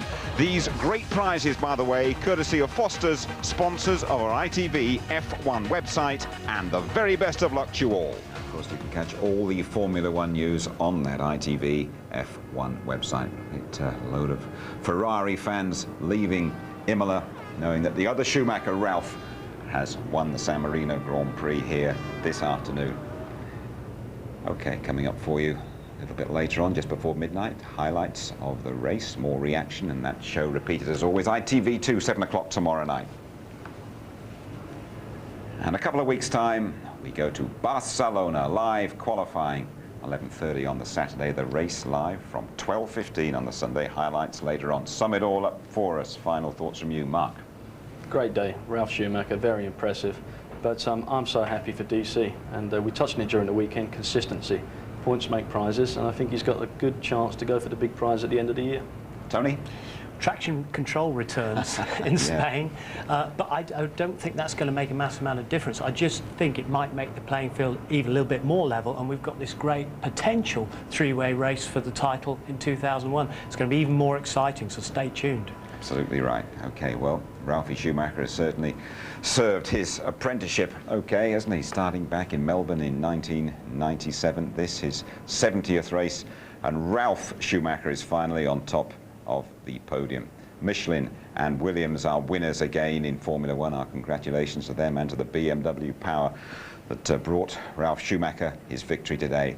But above all, don't forget David Coulthard, the Scot, joint leader of the championship as we head for Catalonia and Barca. Bye-bye.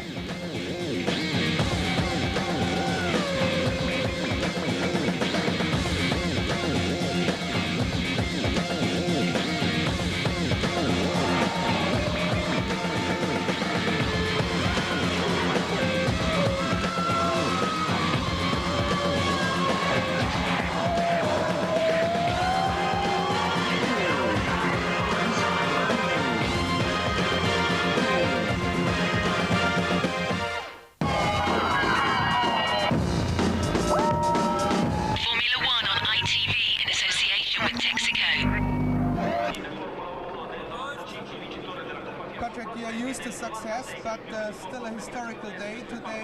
So how was it if you saw the checkered flag? Well, I'm not sure I can remember back that far, but it was, I don't know, sometime in '97. But anyway, it's very good to be back on the top step of the podium, and I'd say Ralf obviously did an absolutely faultless job. In the early part of the race, it was a real ding-dong between him and David Coulthard, and lap by lap he managed to pull out a few tenths, pull out of a bit of a gap that saw him ahead after the first pit stop. Obviously, it goes to say for BMW, their first win after 1.25 years back in Formula One is a massive achievement, and Michelin, what can one say? Fourth race back in Formula One. It must make it look easy, but I know it isn't. What do you see the main reasons? Was it just the perfect start? Well, he obviously got a great start, and David was quite sort of gentlemanly in not crowding him off the track, but it was that obviously helped. But then he was just a bit faster. That's all there was to it. He was able to pull away, but by a small amount, but just by enough. Was that the start of a new contender in the World Championship?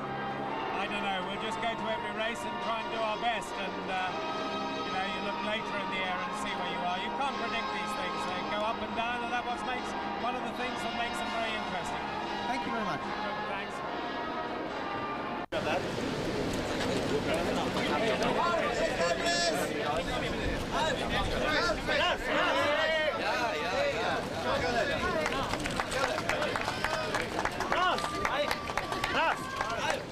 Richting hoch.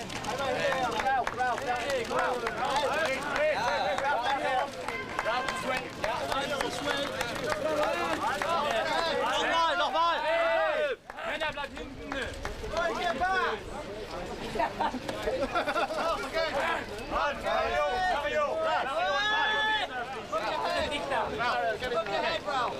Raz! Mario! Ja, genau. Mario, Ralph, down here. Thank you.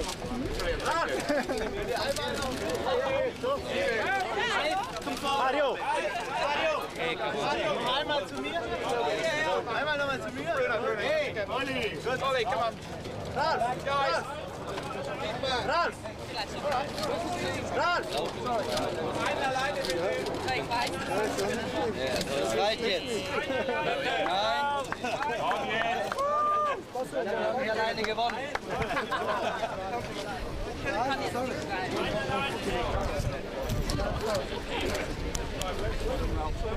said 5 minutes.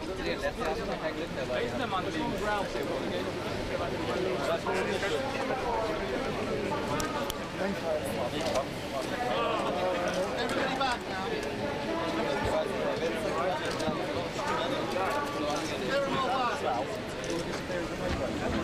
Ik denk zo snel mogelijk naar huis gaan. Okay. A lot of wheel spin. You lost it at the start.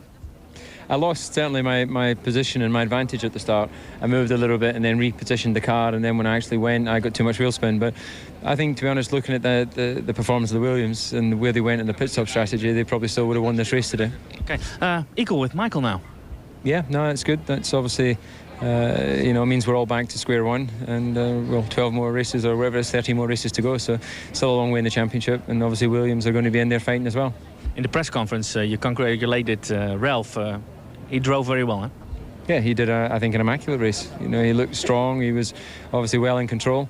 The only thing that's difficult to judge is how much of that is the car and how much of that is the tyres, because he's on different tyres to us. Let's try and find out in Barcelona. Yeah, the only way we'll find out for sure is to drive their tyres, but we just work hard with Bridgestone to try and make sure we have the best tyre. Ralph, many congratulations. You made victory today. Yeah, I mean, it was a great feeling, obviously. After such a long period of working and waiting for it, we finally made it, and it's a great thing. But David gave you the space, I think. Very nice of him. Yeah, I mean, David gave me the space, but then again, I was already half next to him, and I think it was just fair from him, and he realized that I was just quicker at the start, so he made a space. I mean, David is a fair competitor usually, and he showed it today. You have a nice little present in your hand. Has it something to do with Easter? I'm just hungry, and I took it before I went out, but I had no possibility to eat it yet. I thought it was a present because of Easter. So you see, we stopped the interview and I eat it. Thank you. Ralph, we've seen you looking up. De Grand Prix van San. It's getting close on the World Championship, but you have a new Schumacher opponent. How do you think? I think he drove an immaculate race, and all credit to him and everyone at Williams. Obviously, it's a little difficult to know exactly how much of it is the car and how much of it is the tyre, but nonetheless, Ralph made the best of his package. It was a tough start, and I think you acted like a gentleman, a bit too much like a gentleman. No, that's the way I believe it should be. You know, I just didn't make as good a start, and the only way I could keep Ralph behind me would be to deliberately block him. And as I've told you before, I don't think that's entirely sporting. So how many people do you think will fight for the championship at the end? I don't know, but it's certainly looking close between 3 teams at the moment, and I still think that, you know, we have some work to do to be consistently challenging Ferrari, and we have to keep an eye on what Williams are doing. Does the comeback of the traction control change something? It means you won't see me make a bad start like today. Thank you. Did you ever have the feeling? Mika, you're fourth at last. What is bigger, disappointment not standing on the podium, or having finally reached the checkered flag? I think the important was just to score points again. And if you look at the last year, you know, this time of the year I had a six points, and the leader had 30 points.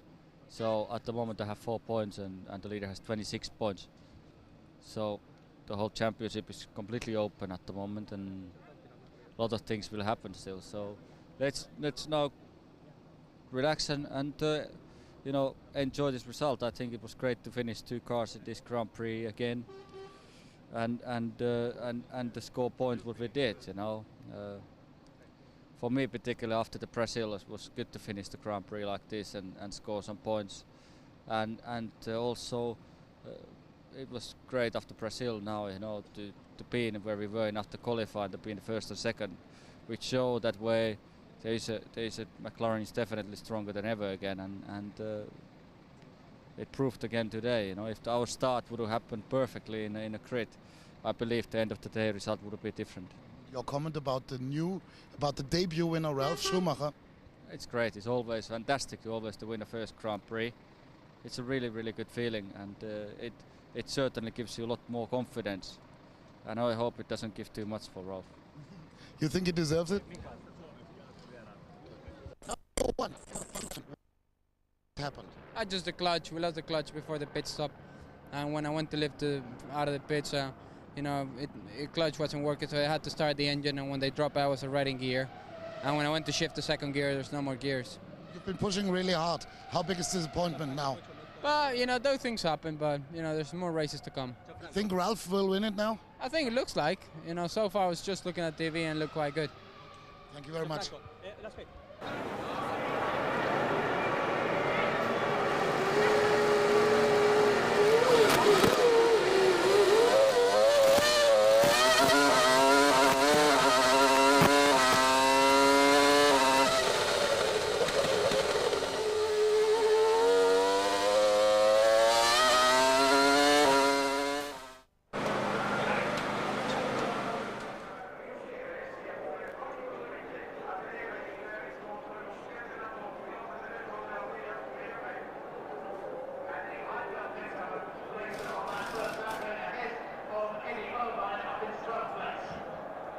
Secondo giro con Ralf Schumacher, comando un secondo e 4 su Coulthard, 3 secondi e 6 su Trulli, 4 secondi oltre su Hakkinen e Michael Schumacher, che per il momento permane in quinta posizione. C'è stato un sorpasso alla variante bassa. Verstappen ha superato Prix, 16ª posizione proprio del campionato limite, è stata una bella manovra.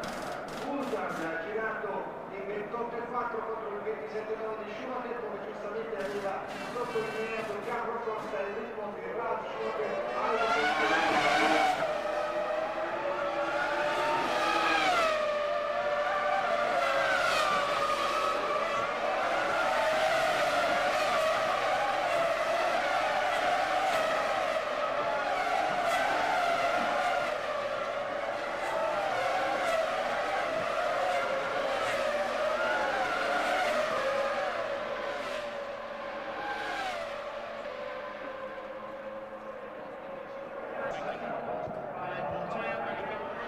Fernando Alonso, a spectacular and early departure from the race at the Variante Alta. What happened? The brakes have gone. No brakes in the last 2 laps, so nothing to do. Overtook me Mazzacane and Tarso Marquez, and after was very dangerous, and the final I crashed before entering in the pit lane to finish the race. Are you okay though? Because it was very spectacular. Yeah. I'm fine, no problems. Very spectacular, but for the driver, it's okay. The car is very safety. Okay. Thank you very much.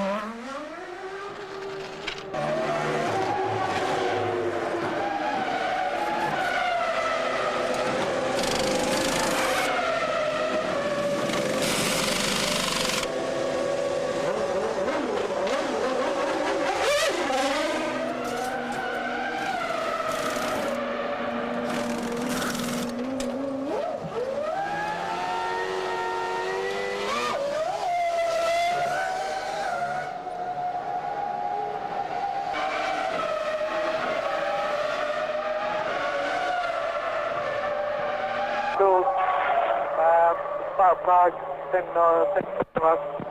Australia. Okay, forget it. Okay, mate, jump out.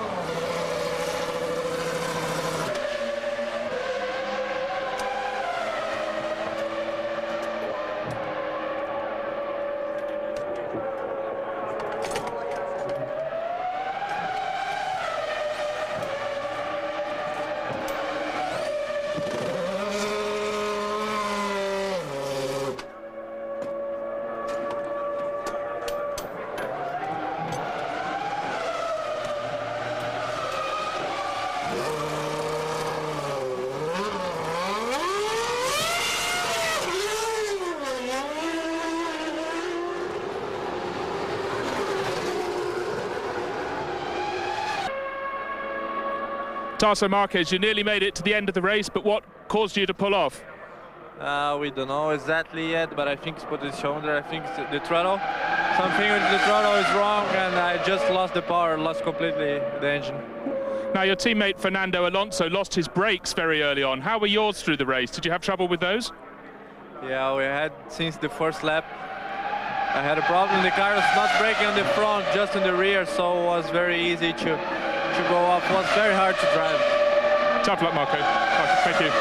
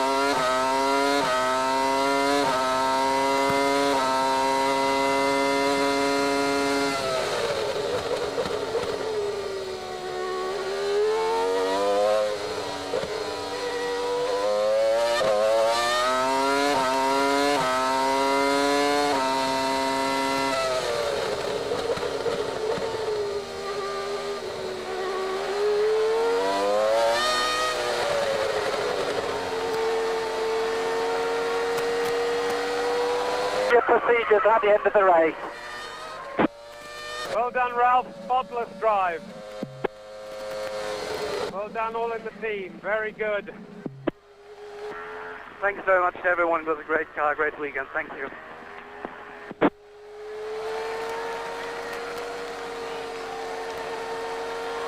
Well done. Well done.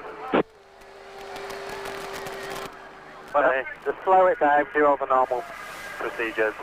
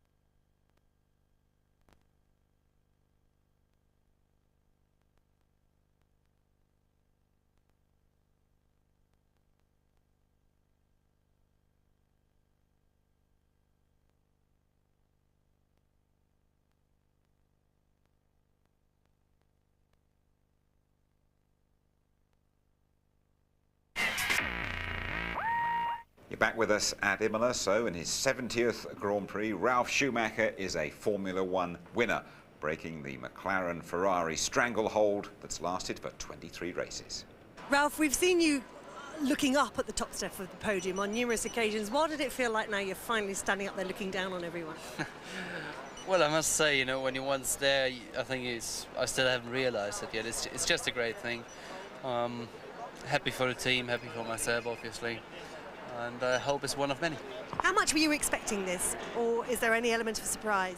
Well, I thought so many times about winning a Grand Prix, and all the times that something went wrong, and this time I just thought, okay, you do a start and then you see where you end up.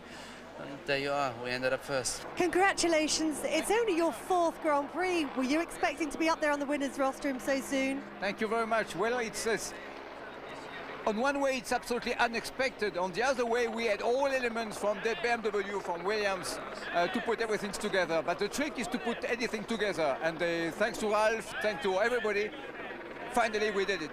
Winning isn't a new thing for Williams, but you've had to wait a little while for this one. So how does it compare to the others?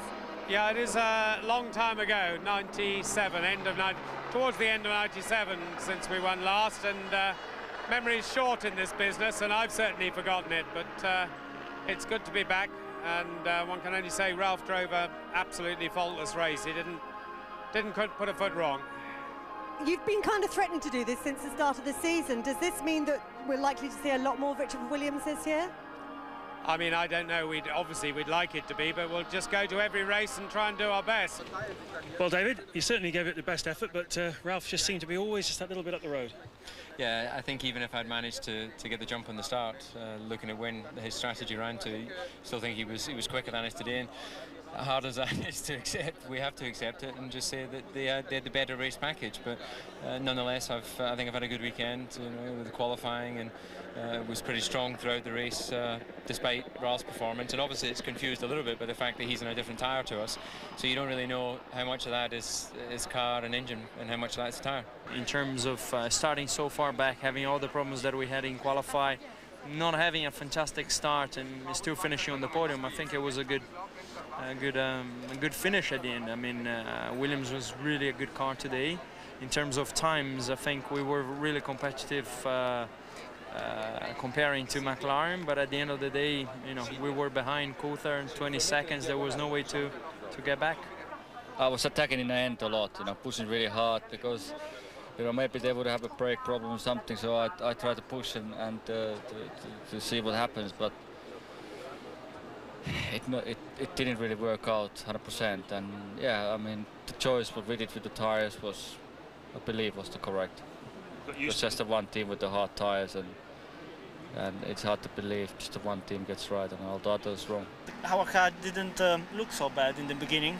It's just a matter of a balance problem, probably with the tires problem in the middle of the race. So we have to look at the data and see what we can improve for the next races.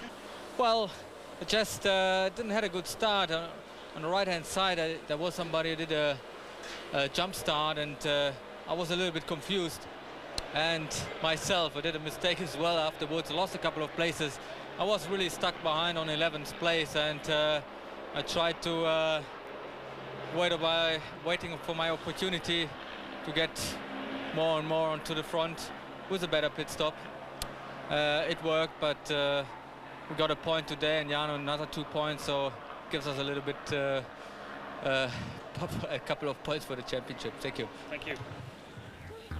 Here's your confirmation of the result of the San Marino Grand Prix. Ralf Schumacher, the winner. David Coulthard in second place. Rubens Barrichello, the leading Ferrari driver. Mika Häkkinen still never won here. And a couple of Jordans, 5th and 6th. Trulli and Frentzen. The Drivers' Championship, 26 apiece for the reigning world champion Michael Schumacher and Britain's David Coulthard. Rubens Barrichello third. Ralf Schumacher moving up into double figures. Then Nick Heidfeld still going well for Sauber. And in 6th place, Heinz-Harald Frentzen. The constructors, Ferrari 10 points clear of McLaren. Williams up to 12 points. Jordan taking closer order with 10. And then Sauber and BAR. Now then, Tony, David Coulthard has never won back-to-back Grand Prix. And straight after the start, his hopes of doing so here went out the window. They did, unfortunately. Just got too much wheel spin off the line. Behind him, Ralph on the formation lap had already really warmed up his times at a lightning start. And look at him going down the inside there. David Coulthard could do nothing about him. As Ralph's gone up onto the white line, truly dives through as Häkkinen tries to defend him, but that doesn't work out. Behind him, Michael Schumacher has the pack all over the back of the Ferrari. He tries to defend his line, but Ralph's already gone. And by this point, you look again, too much wheel spin from David Coulthard. Ralf Schumacher, bit of grass, bit of white line. Look at Jarno Trulli as well. Getting inside Mika Häkkinen. This is the start of Mika Häkkinen's misery as well. He should have been much higher up, but his start was awful. A driving dream, really, for Ralf Schumacher, elder brother Michael, out of it, leading the race, and a beautiful car underneath him. Very stable platform indeed, and the result of all the labours of the people of Williams, Gavin Fisher, the designer, Jeff Willis, the aerodynamicist. You see how stable it was under braking. Absolutely beautiful, and you can see this effortless flow in the driving of Ralf. In the past, he's been quite urgent, he's rushed the car along, and Williams would be the first to tell you that the car has been a bit jagged. A lot of development gone in over the years. Those 3 years in the doldrums, they dropped to 5th place in the constructors at one point. Potentially now we have, you know, a battle between Ralf and Michael Schumacher in the championship to come this year. You surprised how quickly it's happened for that team? No, I'm not, because they got to 3rd last year. Everyone was talking about the BMW engine. Everyone could start to see the development, the resurgence of the Williams team. And I think, as Berger said earlier, they're a winning team. They know how to win. That's very important. So then joy for Ralf Schumacher. Juan Pablo Montoya showed us that great overtaking move a couple of weeks ago in Brazil over Michael Schumacher. Showed us something similar here, and then it all ended sadly for him. The hero of Brazil, undoubtedly very exciting driver to watch, very aggressive after his pit stop here, and Trulli had pit stopped. In front of him, there was Trulli for the 6th place, and through the Tamburello forced his way on the inside. But later, coming in for that 2nd stop, firstly the hose had jammed. He'd already had problems with his clutch. He managed to get it in gear and go around, but he came in a lap later to retire. So bad luck, and a lot of learning for Juan Pablo yet. The place wasn't full this weekend, but the fans, the Tifosi, came to see Michael Schumacher, a world champion in a Ferrari. I got the impression he was never really going to deliver.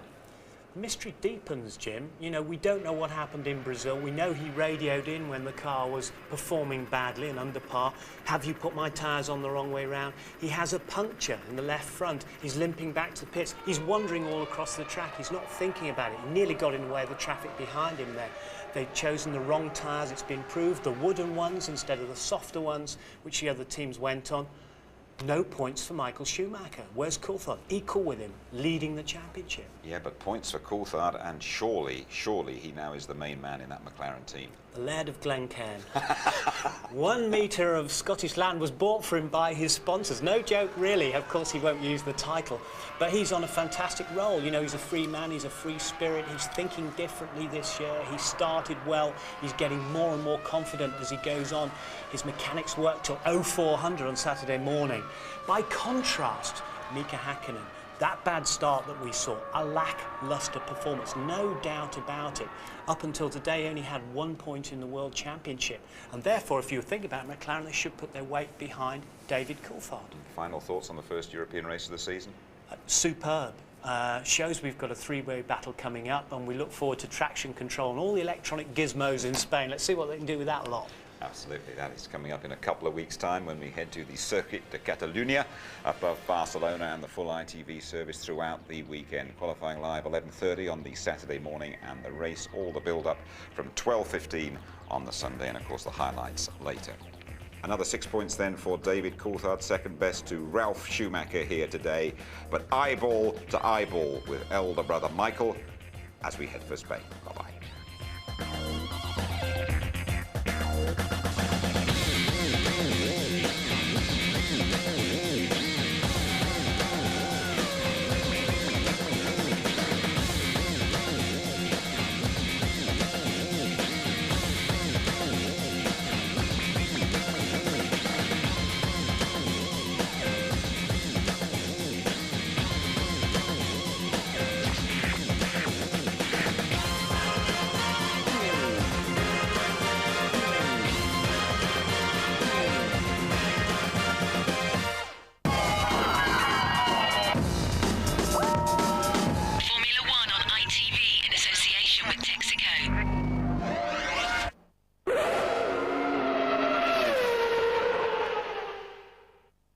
If you'd like to know more about Formula One, the website address sponsored by Foster's is www.itv-f1.com.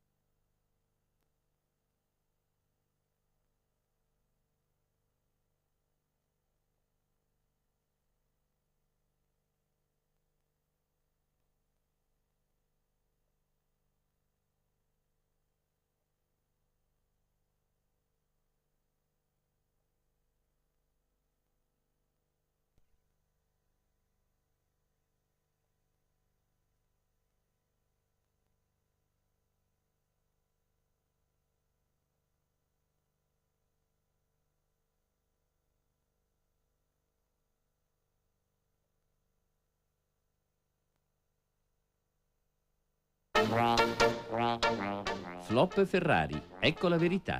Monsieur Top, perché si è afflosciata la gomma di Schumi? Alors, monsieur, umiliata dalle Michelin, la nipponica Bridgestone si è fatta harakiri col cerchione.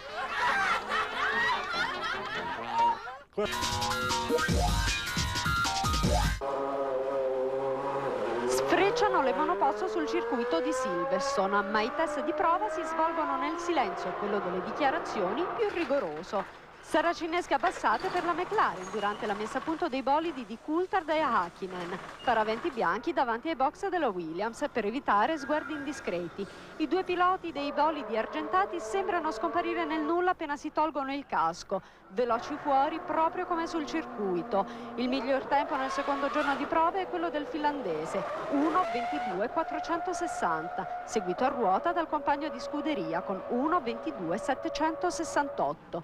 E fugge alla velocità della luce, anche a piedi, Ralf Schumacher, ancora inebriato dalla vittoria di Imola.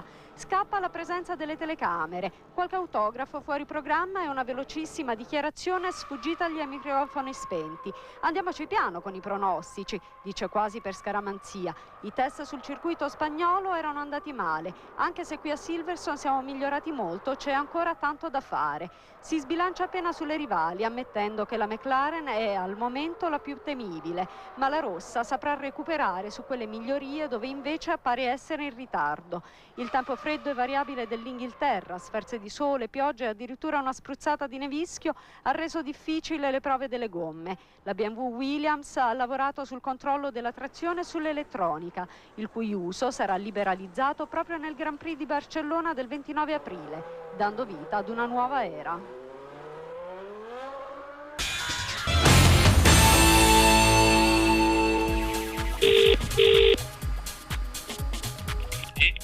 Hola, Pedro. Hey? Pedro, it's Olaf from RTL in Holland. Hey, Olaf. Congratulations. Thank you. Do you have 2 seconds for me? I'm in the middle of the meeting. Can you call me in 10 minutes? 10 minutes. It's no problem.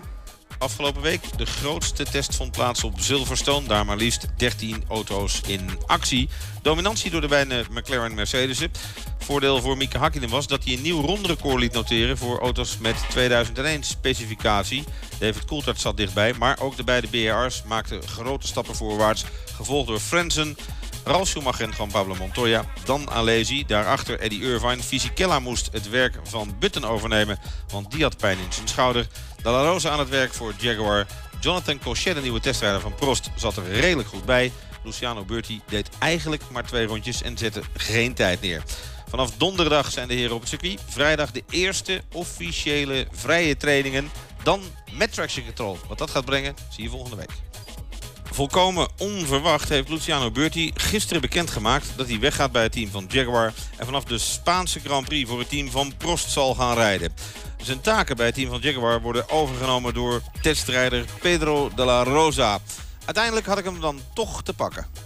Pedro, when I spoke to you last weekend, you said I'm not going to watch the race from here because that'll hurt too much. Now you're going to be in your home Grand Prix. A surprise? Yeah, it's a big surprise, extremely big surprise, because it all happened in the last hours yesterday. I was not told until lunchtime, and I was very happy really because I was not expecting it.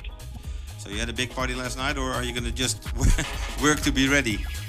No, unfortunately it's better not having parties now because we haven't achieved anything yet. You know, just I have the races, but now we have to finish races and get some points for the team. What can you expect from Pedro de la Rosa in the Jaguar at his home Grand Prix? I expect to do a good job for the team. Finish the race would be very good, and if we finish the race, we will be in the top 10 close. So we just have to do the best. I know the track. I know everything. You know, so just not. I would be angry with myself if I would be too nervous. I don't want to be nervous. Will the return of traction control, will that help the team further up? I think it's been too much talk about traction control, but it's not a big issue. Every team is going to have the same systems, basically, so it's going to be no effect on the grid, and there's not going to be an improvement on the lap times because it's very similar. So basically it's more it's just the same stuff as before. All right, we'll see you on Friday then. See you then. Prost heeft niet alleen een nieuwe rijder in de vorm van Luciano Burti, maar ook een nieuwe testrijder. Zijn naam is Jonathan Cochet. En misschien denkt u, hey, heb ik die naam niet eerder gehoord? Jawel, Jonathan Cochet was vorig jaar de glorieuze overwinnaar tijdens de Masters. Begin augustus het belangrijke Formule 3 evenement wat elk jaar op het circuitpark in Zandvoort gehouden zal worden. Hij heeft inmiddels zijn eerste kilometers gemaakt voor het team tijdens de test in Silverstone.